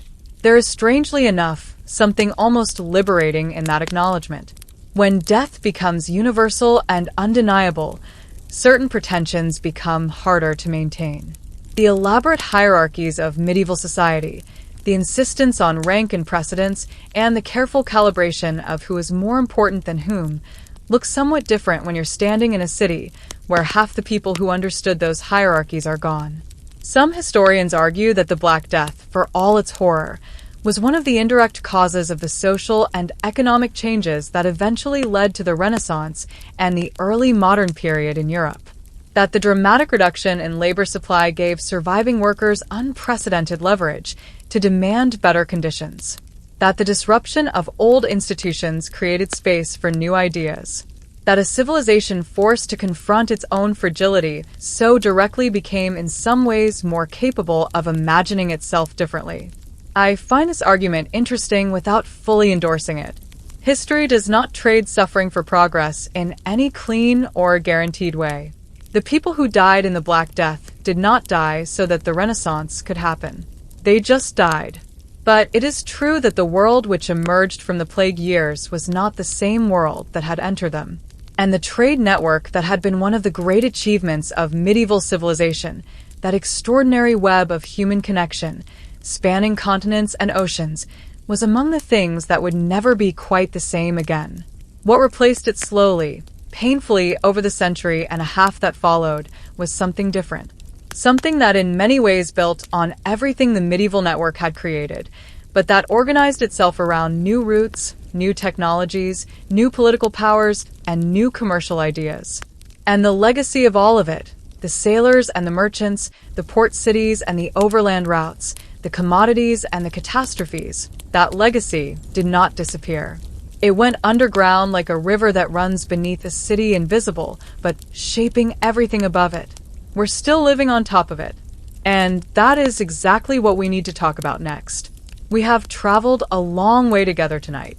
From the candlelit study of a Cairo merchant writing letters to partners he would never meet in person, to the storm-battered deck of an Arab dhow riding the monsoon somewhere over the Indian Ocean. From the silk workshops of Song Dynasty China to the stone trading cities of the East African coast. From the caravans picking their way through the mountain passes of Central Asia to the plague ships drifting into the harbor at Messina with their terrible cargo.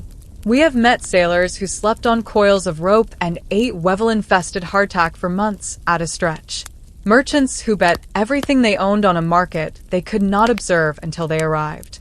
Women who managed commercial empires from the margins of the historical record, lighting lamps in windows for husbands who might not come home. Civilizations that built extraordinary things and then watched them collapse under the weight of a catastrophe none of them could have imagined. It has been in the most honest sense a human story, messy and brilliant and tragic and resilient in equal measure. And now I want to end it the way I think it deserves to be ended. Not with a summary, not with a list of dates and facts to remember, but with a question that I think is worth carrying with you long after this video is over. What did they leave us? Let me start with something sitting on your kitchen counter right now, or in your cabinet, or in the cup you made yourself before you sat down to watch this. Coffee. The coffee plant is native to Ethiopia. The practice of brewing it as a drink developed in Yemen, likely sometime in the 15th century among Sufi Muslim communities who used it to stay alert during long nighttime devotional sessions. From Yemen, it spread through the Arab world along exactly the trade routes we've been discussing through Aden across the Red Sea into the coffee houses of Cairo and Constantinople that became in the 16th century the intellectual gathering places of the Islamic world. From Constantinople, it entered European awareness through Venetian merchants, those same Venetian commercial networks we explored earlier.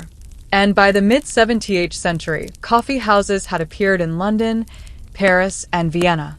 The London coffee houses of the 17th and 18th centuries were not just places to drink coffee. They were the locations where merchants gathered to share commercial intelligence, where insurance markets developed, where the informal conversations that eventually became the London Stock Exchange first took place. The path from an Ethiopian highland plant to the architecture of modern global finance runs directly through the medieval trade routes. Your morning coffee is a medieval artifact. But let us go deeper than coffee. Because the legacy of the medieval trade world is not just in the commodities we still consume. It is in the financial instruments we use, the legal concepts we rely on, and the institutional structures that shape daily economic life in ways so fundamental that we've forgotten to notice them. The Bill of Exchange, a document that allowed a merchant in Venice to pay a supplier in Alexandria without physically transporting gold coins across the Mediterranean, was developed and refined by Italian merchants of the 13th and 14th centuries, specifically to solve the practical problems of longue distanciance medieval trade. The basic logic was elegant. Instead of sending physical money, which was heavy, risky, and liable to seizure by pirates or customs officials, a merchant would deposit funds with a banking house in his home city and receive a written document, the bill of exchange, that could be presented to a correspondent banking house in the destination city and redeemed for the equivalent local currency. This is in its essential structure the ancestor of the modern wire transfer of the letter of credit of the correspondent banking system that still underpins international finance today. The medieval merchants who invented it were not trying to build the foundations of modern banking. They were trying to solve a specific practical problem. How do you move value across dangerous distances without moving the physical thing that represents value? The answer they arrived at, the abstraction of value into a trusted document redeemable through a network of relationships, is one of the most consequential intellectual innovations in economic history. And it came directly out of the pressures and necessities of medieval long-distance trade. Here is one that I find particularly striking because it touches something most people use every day without ever thinking about its origins. The numerals you use for mathematics. The ones on your phone, on your bank statement, on every price tag you've ever read are called Arabic numerals for a reason. They originated in India, where mathematicians developed the positional decimal number system, including the concept of zero as a placeholder sometime around the 5th or 6th century.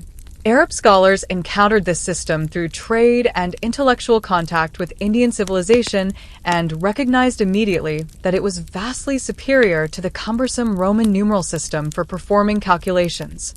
Arabic mathematicians refined and transmitted this system westward. It reached Europe primarily through the trading cities of the Mediterranean, through the Arab Norman court of Sicily, through the commercial cities of northern Italy, where merchants desperately needed efficient tools for calculating profits, losses, interest, and currency exchange rates.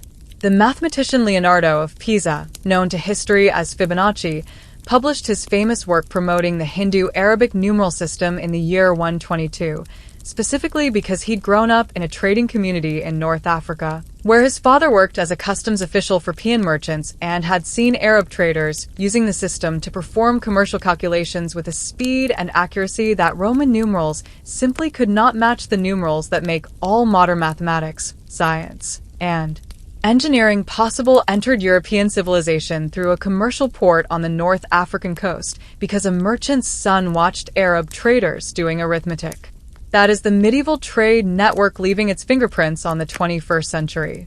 I want to talk about something slightly less tangible, but in some ways more important, something that is harder to trace precisely, but whose presence, once you start looking for it, is everywhere.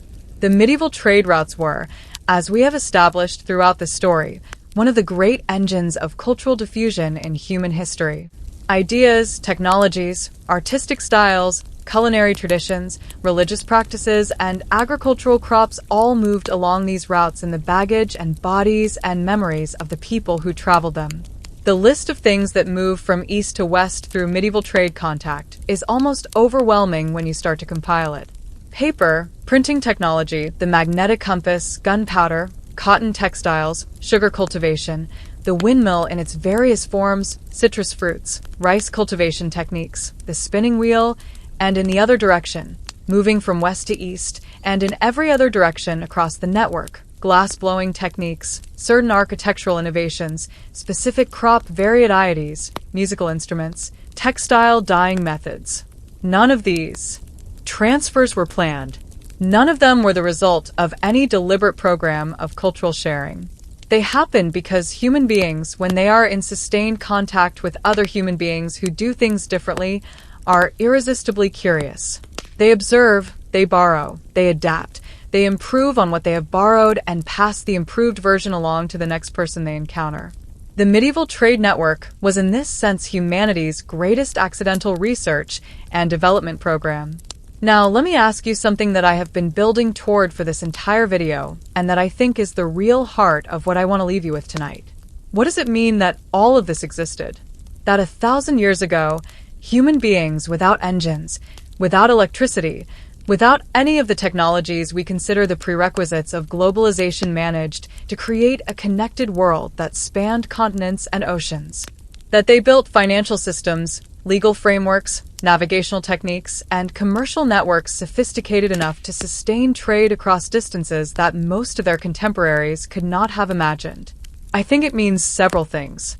And I want to be careful here because I do not want to tip into a naive celebration that ignores the very real costs of the medieval trade world. The exploitation, the violence, the diseases, the systems of coercion that ran alongside the commercial networks, all of that was real. The slave trade was part of the medieval commercial world. The taxation of powerless people by powerful ones was part of it. The disruption of local economies by the insertion of external commercial forces was part of it. The Black Death, as we discussed, was in a meaningful sense part of it. History does not sanitize. And anyone who tells you that the medieval trade world was simply a beautiful story of human connection across difference is leaving out chapters that deserve to be read. But within that complexity, holding all of it honestly, there is still something genuinely astonishing about what those sailors and merchants built. They built it without guarantees, without certainty, without any of the institutional safety nets that we take for granted in modern commercial life. They built it on trust, on reputation, on the willingness to extend credit to someone they might never meet, based on a letter of introduction from a mutual acquaintance. They built it on the accumulated knowledge of generations of sailors who had learned to read the stars and the winds and the currents and pass that knowledge forward through example and repetition. They built it ultimately on a bet. A bet that the world on the other side of the ocean or the desert or the mountain range was worth reaching.